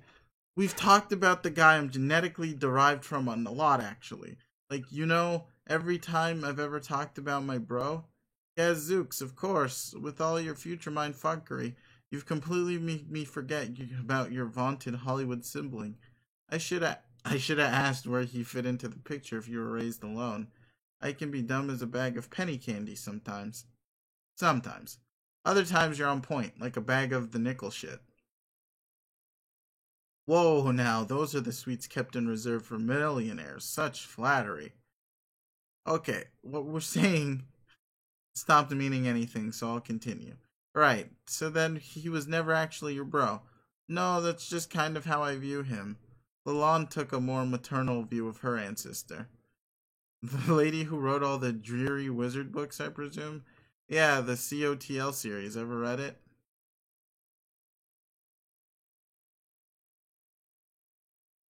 No, I tried. It's too depressing and also kind of impossible to understand. I told Roxy I liked it, though I didn't want to hurt her feelings, so I didn't say. I said, so don't. I told Roxy I liked it, though I didn't want to hurt her feelings, so don't say I said that. Oh, okay, I misunderstood that. I think I'll wait for the movies to come out. I bet I'll like those better. You don't say. I do say. Hey, you must have seen them, what, being in the future. Are they any good? They are not. Phooey to that, like I even believe you. Books are pretty interesting, though. The books are. If somewhat dense, they're supposedly heavily allegorical. Veiled representation of cosmic events surrounding the witch and her boss, and how all this came about. It's the kind of thing you wouldn't pick up on unless you are someone who understood what happened, like the condense, which was kind of the point. I think it was her way of letting the witch know I'm on to you. In the early days of the resistance movement, they both opposed her more indirectly, through their art, like critics of tyrannical governments often used to. They had to be careful, didn't want to make big waves too early. My bro did this with his many fine films. Practically everything was a symbol for something, either in mockery of the Battle Witch or conveying some hidden message to its audience. Each film was always rigorously picked apart for its head-scratching symbolic meaning, but he managed to accomplish all that without ever compromising the purity of his ironic vision, which I think was admirable. Oh my god. Fuck yes, Sweet Bro and Hella Jeff films rule. Screw the haters, that's what I say. You also say that about Weekend at Bernie's. Man, that is a scandalous mischaracterization. Nobody hates Weekend at Bernie's. The Weekend at Bernie's films are generally regarded as so unremarkably mediocre, they don't even attract any trolls who care enough to shit on it. Shit on it, yeah. Believe me, I've tried to get into debates with people about it. Yeah, you pretty much touched the fuck out of that. But we are definitely in agreement about my bro's films as the masterstrokes they were. He just kept cranking them out, too. He really stepped on production after 11/11/11. Even though the cat was finally out of the bag, he was very dedicated to his craft. Dang, I can hardly wait to see them. Yeah, I wouldn't hold your breath about that. Why not? Man, fuck it. I'll just send them to you. Keep a lid on them. We wouldn't need any weird casualty casuality shit rearing its head here. That would be dumb. Or causality. Yes, there we go. I will guard each glistening compression artifact with my life as if a jewel pilfered from a tomb. Which was the last you saw? Well, there was a Sweet Bro and Hella Jeff the movie, and a Sweet Bro Hella Jeff the film, and Sweet Bro and Hella and Jeff the movie. Oh no, the Movovi, and then I think Sweet Bro and Hella Jeff the movie is still in projection, or the Moive. Holy shit, I can't even. Honestly, I get confused about which particular misspelling is attributed to which film, or even if I'm getting the misspellings right. The key to sorting it all out is to understand it doesn't actually matter. Through video streaming services, he would frequently set it up so that buying a certain title would ship you the wrong film, and often titles for movies were available for sale that just straight up didn't exist or would be sold for dollar amounts that make no sense. Like, oh, like 2,800. Wait, what? 2.89. 2.890.1 dot, and sometimes buying a download would actually deposit money into your account instead of deducting from it. It was all a part of la experience. Oh jeez. My phone's going off. Either dying or I got a text message. I'm not sure which. Check that real quick. Take a short moment here.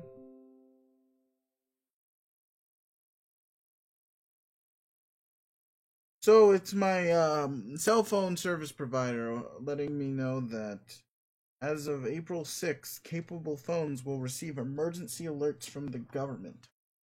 I'm quite concerned to find out my phone was not already doing that. I do believe there was a setting in Android, and right, yeah. So, I mean, I'm happy for them, but like, really, it took this long is also what I'm thinking. However, let's finish this so I can go shopping. What in yeah. Blah blah blah. Oh no, I did finish all of this. I actually did. So we're on the next page. Oh, look at him. He's just sitting there with his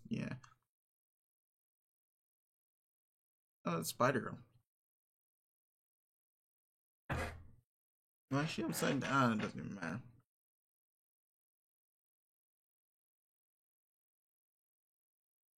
Get a sip of tea.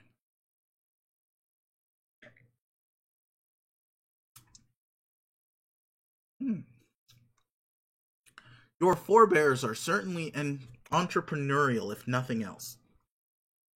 I can get behind the idea of making a killing if it means I also get to be as good at doing adventures as I hope to be.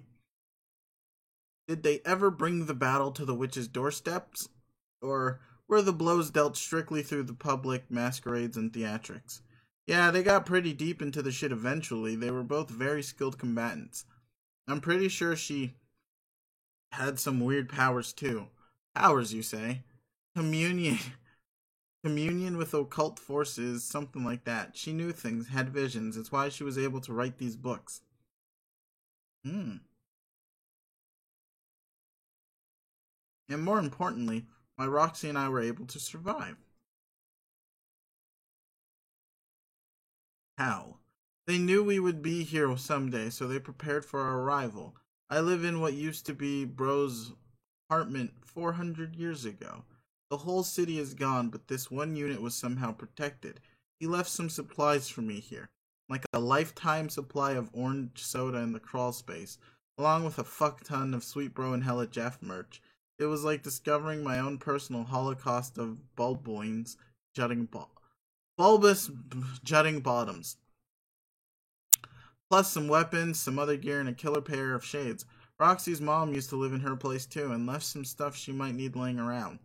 This was way before there were Carpathian colonies, though. I think her house must have had some kind of kernelized structure, like a potential colony, something built to undergo modular self-replication if activated. I'm sure her mom knew that. It would be a good way for Rox to blend in. I stick out like a sore thumb here, of course, but it hasn't really been a problem yet. So, they knew you would show up in the future someday and prepared for it. Doesn't that mean they also knew they weren't going to be able to stop the witch? Probably. But they went down fighting anyway. Wow, that's brave and kind of sad. Yeah, but wouldn't you? Of course. You always go down guns blazing. That's what a hero does when he loves adventure and has guns. If there's one thing movies have taught me besides the fact that guys using a corpse as a silly puppet is friggin' hilarious, that is that fact. It's not like their rebellion was totally futile. They took a lot of shitheads down with them. Who? Sympathizers. Ugh. Just the thought of such scoundrels turns my stomach. They should. In order for you to understand, I'll have to fill you in on the ridiculous final gasps of human civilization taking place over the several decades leading up to its absolute enslavement. The decades which immediately followed the rebranding.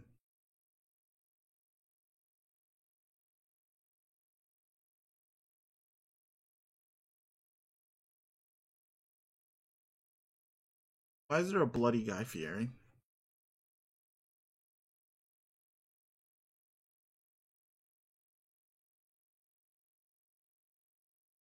As I mentioned, Crocker Corp's rebranding on 311, as it was often referred to in the media, totally Mm. Totally changed everything.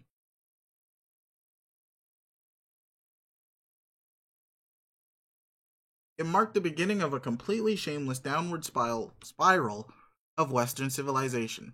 There were a series of events that were probably hard to notice at the time, but quite glaring when evaluated historically. Mm.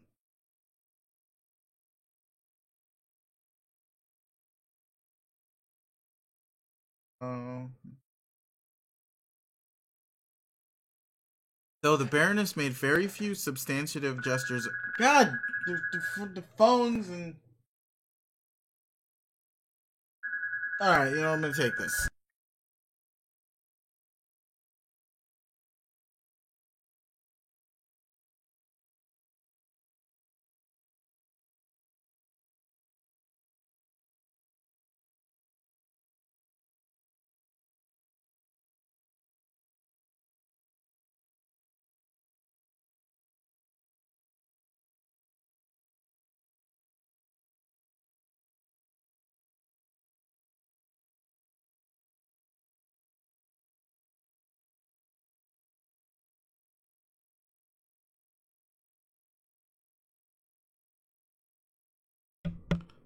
Okay, someone in my household has a doctor's appointment.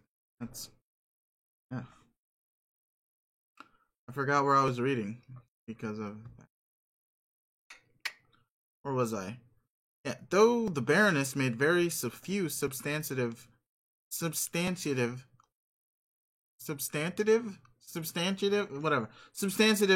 gestures of aggression, the global fear of her looming threat would trigger all the changes she needed. Governments prepared for war as if to defend against the invading alien armies she undoubtedly commanded. But of course, she had no army. She was always the only of her kind.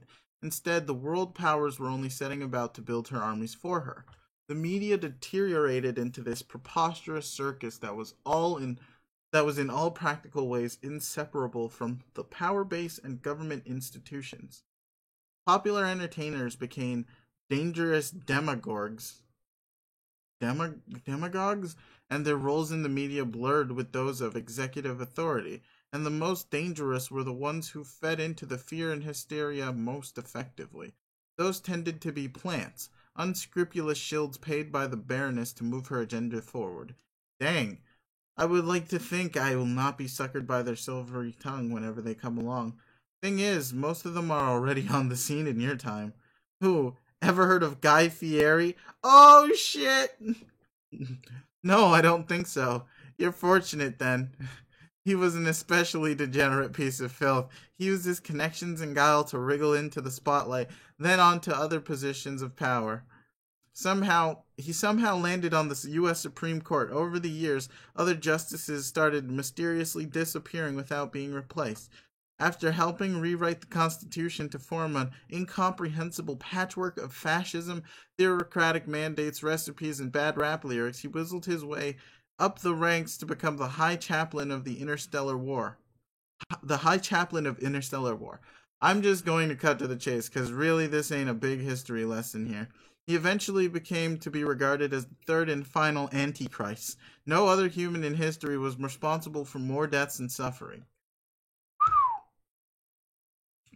Good on him. What does ICP and Dragon Ball seem to do with this? That Boris Kerr. Yes, that's exactly the phrase I would use to describe someone responsible for the extermination of 5 billion people. It was just so uncivilized of him. How could such an atrocity be allowed to happen? Was his personal magnetism really that overwhelming? Maybe overwhelming is in the right direction, yeah. But it didn't happen overnight. It was a gradual decline in the integrity of the systems that allowed it. Eventually, the wheels came off and the political scene mirrored the absurdity of the media circus. By the time Presidents Jay and Dope were elected, Western civilization had officially fucked itself over forever, and I think everyone knew it. Oh no, when does that happen? 2024, the last free election the world would ever see. So, like, they were on the ticket together, As president and vice president? No, man. They were both president. They were the first dual presidents of the United States of America.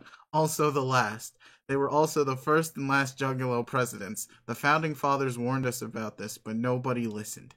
They did? Warned us about what exactly? The mirthful executives. Did they really? I don't know if that's true or not, but... Ugh. George Washington had prophetic nightmares about them. He tried to warn people and get language amended to the Constitution to prevent it, like forbidding the election of what he famously described as a pair of salty bards, or unruly jesters given to the sweet drink. But everyone just thought he took too hard on the colonial cannabis or whatever. I'm not sure I follow. These are like clown presidents or such. Yes, they were a shitty rap duo from your time, but they ran a hell of a campaign. By then, the Juggalo Party had gotten huge. While the numerous other candidates split the moderate vote, they retained a very energized and devoted base. You could say their party had a big tent. Dirk, I really dislike the future you're describing. Hey, me too. They were swept into office on a wave of Faygo, and the presidential inauguration was the biggest gathering of juggalos of all time. They all hosed each other down on the White House lawn with shitty soda. Shitty soda. The DC in the Capitol thereafter officially stood for Dark Carnival. Of course, their campaign was helped considerably by having support from the Baroness. In retrospect, people developed the impression that it was all a part of her sick sense of humor. There was this sense that she just loved the idea of delegating the extreme subjugation of the world's population to a pair of demented clown rappers. Some have speculated this was just another way she was attempting to resurrect her previous model of governance, though this seemed kind of far-fetched to me. Who the fuck ever heard of an alien juggalo? To me, this is about as stupid as the crackpot theories get. Oh, Jesus Christ. Are you shitting me? Is this, like, really continuing? Oh, my God. I still don't really know what a juggalo is. Do they juggle? Don't worry about it. People were less prepared for a double juggalo presidency than they ever imagined. I'm not even going to get into all the horrifying details. Trust me, you're just going to feel dirty reading about it. From the moment Fieri held up the Bible to swear them in, and the three of them proceeded to publicly defecate on it while freestyling rap lyrics. That was it. Everyone in the world watching it on TV just said, well, shit's over. Civilization was pretty cool while it lasted. The next several grueling terms of their presidency was a weird combination of authoritarian practices. The Baroness used it as a puppet regime, while still basically giving them carte blanche to carry out their idiotic whims. Faygo was pumped through the plumbing instead of tap water. The new national pastime was having type 2 diabetes. And the national anthem was replaced by a 3-minute high reverb audio of President J farting into a microphone while laughing. Oh my God. Chaplain Fieri was authorized to set up the death camps in which anyone on the planet could be imprisoned if they were not deemed sufficiently mirthful. And so the cleansing began, priming humanity for its new rulers waiting in the wings. This was when our ancestors had enough. Oh, that was the point, you know? Not when fucking clowns were legitimate. Well, you know what? I'm not gonna even go there because that's gonna get into some real world politics. Because, yeah, when a clown starts winning the race, maybe you should be concerned, you know? But we're not gonna talk about that. We're gonna continue because this was when our ancestors had had enough. The resistance movement had failed, but they could at least bring the war criminals to justice. My bro finally caught up with the presidents and challenged them to a duel. They accepted, having for years regarded him as a cocky rival rapper who failed to show them the proper respect. In their arrogance, they invited him into the foul belly of the carnival, believing they could teach him once and for all what it truly meant to be down with the clown. For centuries thereafter, survivors of the Holocaust would cite the rooftop showdown as one of the most heroic moments in human history. Got him! He killed them both. Unfortunately, as they were only figureheads, no liberation followed.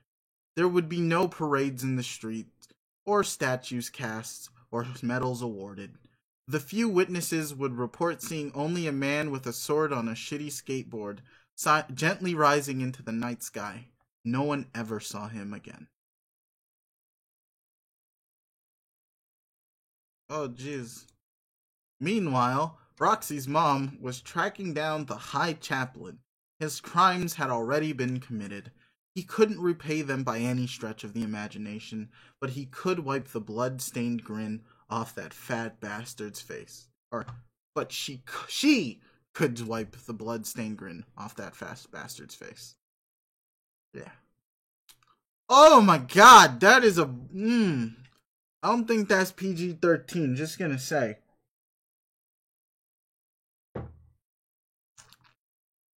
Dear God. That's good. She gouged his eyes with a pair of needles.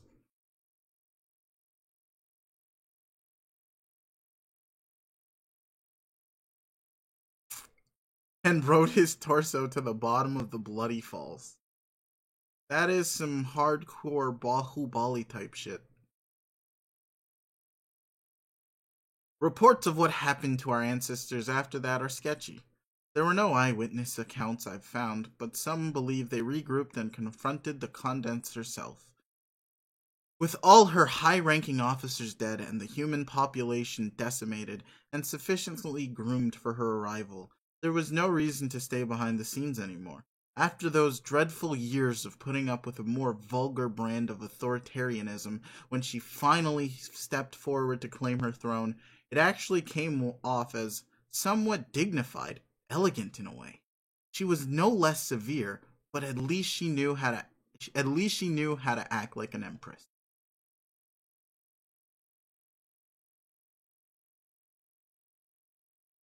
Oof. Yeah, we're just gonna steal the fucking Statue of Liberty. But even if they did manage to confront her, there was no way they could win. She had too many crazy alien powers. Her boss supposedly had jacked her power level through the roof. I even heard, and don't quote me on this, that she may have been overnight. Heavens to Betsy, that figure is just absurd. Yeah. And that's not even to speak of the generic smorgasbord of other powers she was rumored to have. It gets hard to separate the fact from the urban myth. But for reference, if you want to believe it all, just picture all the X-Men combined into one sexy fish woman in a skin-tight suit. So just all the X-Men combined into one sexy fish woman. Whoa, mama.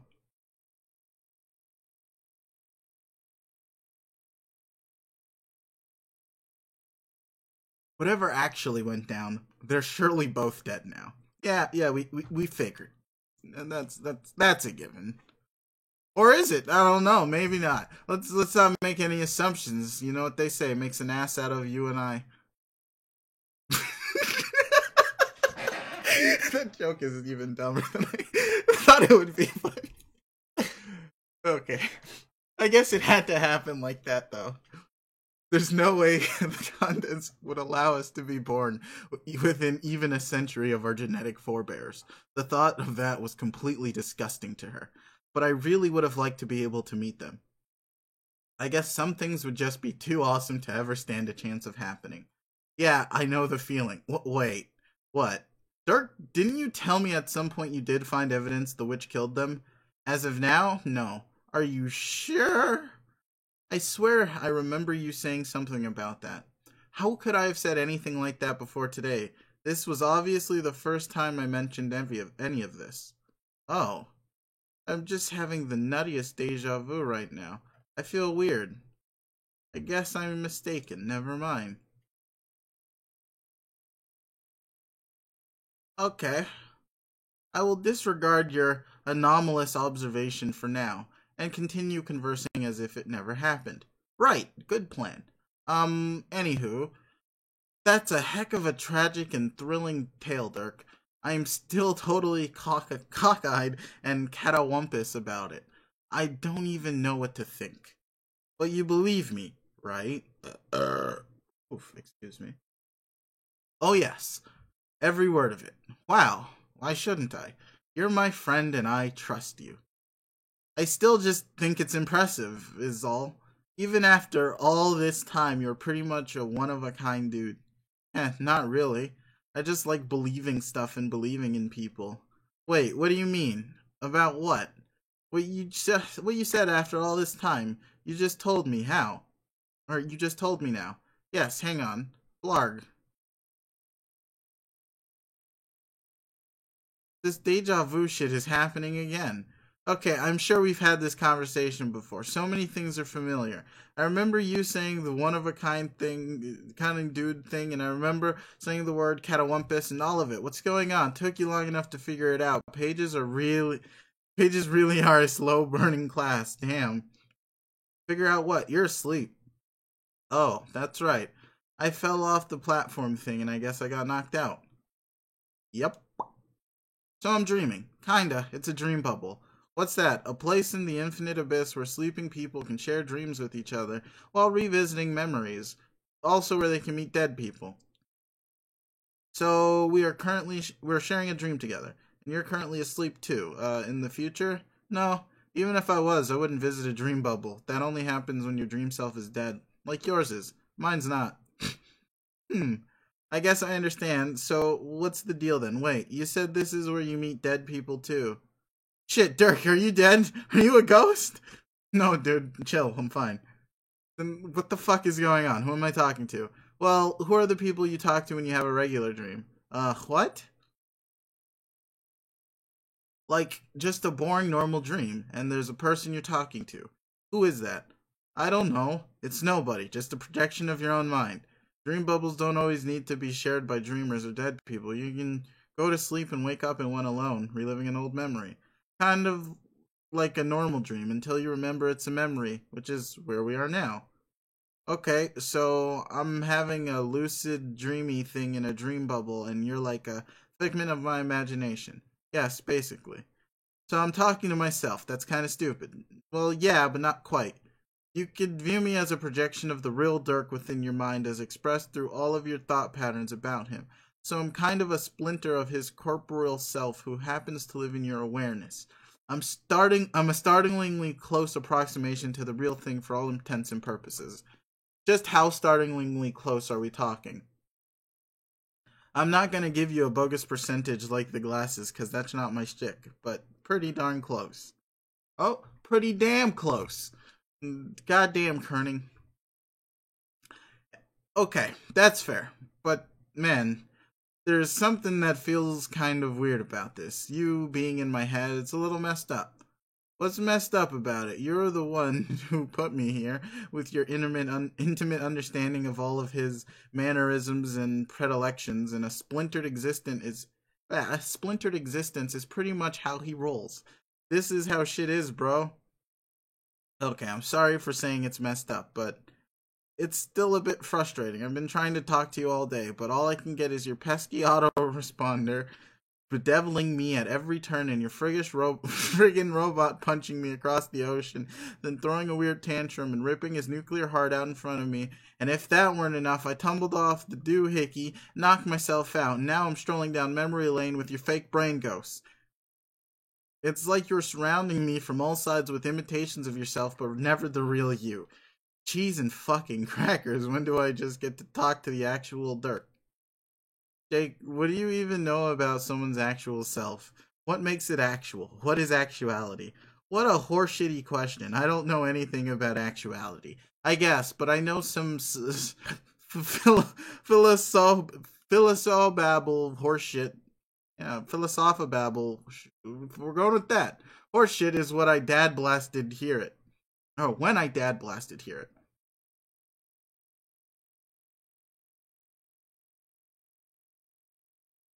Yeah, Philosophabble. Anyway, I'm just saying, this isn't really your field of expertise. Dirk is the heart guy. He's the one walking the path of stealth, even when he doesn't know it, like right now. But what does that mean? And how can you really be made of only my thoughts when I don't even know what you're talking about sometimes? Or when I didn't know some of the things you're telling me, like about being in a dream bubble? How can I tell myself that stuff through Brain Ghost Dirk? Who says you don't know those things on some level? I don't think I do. I have no business knowing those things. Pages have a lot of untapped potential. That's basically all there is to the class, actually. But when they eventually find it, look out. And the ones who deal in hope, shit, man. I'm scared of you already, and I'm not even real. Oh, I'm ghost appearing. Goodbye.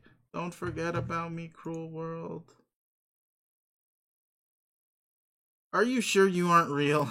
No offense, but I kind of get the same smartass vibe from you as I do from the responder. Like, har har, I have the same basic personality as Dirk, but without any accountability or anything, so let me just be kind of flippant and mess with this Jake fella's head. You know what I'm saying? Yes, that's a surprisingly decent observation about me. Yeah, see, I think I maybe did a little too good of a job brain cloning you. This is way too much like talking to the real fake Dirk. Holy cow, what a dumb sentence that was. You did a good job. A perfect job, in fact. Untapped potential, remember? I don't think one of Dirk's splinters could exist nearly as well in anyone's mind other than yours. Well, that's just spiffy for me, but I'm starting to feel somewhat like I'm being haunted by you now. I just want to talk to my real buddy, and by real I mean the original guy. What do you even want to say to him? Oh, I don't know. It's not like you can keep any secrets from me here. I'm pretty much am your brain. Ah, no, don't say that. It's so weird. You do realize he's coming for you. Dirk, in the real world. The man has his designs. Yes, I know. Want to talk about it? With you? No. That's like talking to him about it, which is like really jumping the gun, I think. What better chance is there to try talking about it than with a stunt double for your hyper aggressive suitor within the safety and privacy of your own mind? But I can't yet. I just can't. There are some feelings I'm not sure how to put into words yet, and doing it in front of you, whether you're a stunt double or a brain puppet or whatever, just makes me feel uncomfortable. So there are feelings you don't want to try to put into words, even while you're dwelling entirely within the realm of your own mind. Yes. What is so hard to understand about that? What about the spider ghost? Huh? The girl you saw. When you got fucking clobbered by Dirk's robot and you passed out, you dreamed about a spider ghost alien girl. Oh yeah, what about her? You like her. Man, what? That's dumb. I saw her for 3 seconds and she waved at me and I woke up. Yeah, and it took all of 3 seconds for you to fall in love with the cute spider girl. Or cute spider ghost. Why do you keep calling her a ghost? Because she's been dead for a zillion years, dude. Oh, well. Holy shit. That won't change the fact that you like her. Let's not pretend it will. You're going to make things complicated for yourself. No, I won't. Yeah, you will. You do fucking wishy-washy between Dirk, Spider Ghost, Jane. Man, poor Jane. What? What about Jane? You tell me. What was even the deal with that? Our last chat ended very pleasant. And on amicable terms, she was upbeat and chipper as ever. I fail to see what reason one might have to feel sorry for her. Yeah, you totally read her like a book. Really handled that conversation like a champ. Wait, didn't I? Look out, bitches. It's Jake Casanova, Lady Slayer English. He's packing heat and frequently able to parse the literal meaning of things women say. What are you getting at? We're running out of time here. She'll be here soon. Jane? No, doofus. Spider Ghost. Whoa. Okay, wait. Where? Wait, she is? Oh, fuck. Look at you. I'm telling you, 3 damn seconds of ogling an alien in a blue dress and you're completely hopeless. Stop fidgeting around like that. Your hair looks fine. Do you want me to tell you how your breath smells? Screw you. I am cool as such a cucumber. Cucumber. Okay then. Why does my breath not smell okay? You're dreaming, Jake. Your breath is only a thing if your breath and brain wants it to be. Oh, okay. Whew. When is she coming? Why is she visiting my dreams? Soon. She's been waiting for the right moment to enter, waiting for you to snap out of the memory. Clearly the girl has patience. Clearly the girl has the patience of a saint. Alright, dang, it's warm in this dream bubble. Can I be sweating in a dream? Where do I keep the dream towels? Will you calm the fuck down? I'm a figment of your imagination and you're still making me nervous. But really, who is she? What's her deal? Where does she come? What does she want from me? Since all of this is so-called untapped potential in my subconscious, taking the form of yet another sassy dirt clone seems to know everything. Would it be okay if I troubled my own brain for a few flipping answers? You should try to be more polite to me, seeing as I am a representation of your entire mind. I have a complete control over your all your basic functions. I could trigger a particularly spirited bowel movement right before she gets here, so watch your step. Ugh, no, I'm sorry, don't. Just kidding, dude, Jesus. I would never make you shit your pants in front of a girl you liked, even if she does happen to be my chief competition. We Dark Splinters can be pretty Machiavellian, but we do actually have some fucking standards. Okay, thank you for promising to keep my trousers tidy. Anyway, she's visiting now to bring you into the loop on things. On some things. Important details you should know about your relation to the bigger picture. The much, much bigger picture. I still don't understand how you know, or excuse me, my brain knows of this stuff. Because I'm a page, how does that make sense? And also, if you know the things she will say, why don't you just tell me the things? Intuition and the subconscious mind are powerful things when harnessed the right way. As for why I don't tell you, why not just let her tell you? You're the one with the damn crush on her. Hey. Okay, dude, she's here. Shoosh. I know. Oh man. What the fuck are you looking at me for? Say something to her, jackass. Okay, I will. You're distracting me though. Can you scoot over a bit? Oh my god, fine. Hi there. Welcome. Don't mind him. He's just a brain clone of my best friend. I know that sounds crazy, huh? Bro, she can't even see or hear me. You're making a fool of yourself. Wait, she can't? Why didn't you tell me that? You're really throwing me off. I don't know. I guess I didn't think you were going to have a neurotic meltdown at the sight of a girl. I thought you were supposed to know stuff like that, seeing as you're literally my brain. God damn it, will you just chillax and woo this fucking ghost, babe? How can I chillax when you keep talking to me? It's really disconcerting. You are totally embarrassing yourself, dude. You're talking to nobody. Man, I'm starting to feel bad for Spider Ghost. Look at her, she's getting uncomfortable. Shh, just shut up, I can't think. You're being so lame. I don't care if I'm a figment of your imagination or not. I can't take this bullshit. Either you get your shit together and put the moves on this dead space vixen, or I start fucking with your cortex and make you pop a dream boner. Oh god, no, don't you dare. You don't think I'll do it. No, please don't give me a boner, Dirk. Sorry, Jake, the plan's in motion. Next up, Boner City.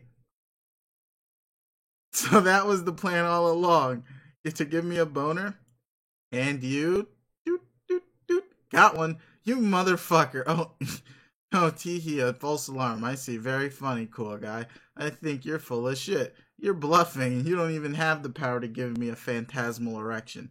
Jake, please. Members of the Juggalo party aren't the only ones who can pitch a big tent. Then go ahead, make my fucking day. I'm ready for you. You think I'm afraid? I'll take your boner magic like a man. I'm not ashamed. I'll stand tall and proud at full mast in front of this pretty alien. Do your worst, bastard. This is so stupid. You are out of your mind, and this is coming from your mind itself. I can't watch this. I'm out of here. Well, good riddance to ironic hipster douchewad rubbish is what I have to say about that. I wonder what Jack's up to right now. What? I mean, what? Who's Jack? Just talk to the girl, okay? I have some damage control to do.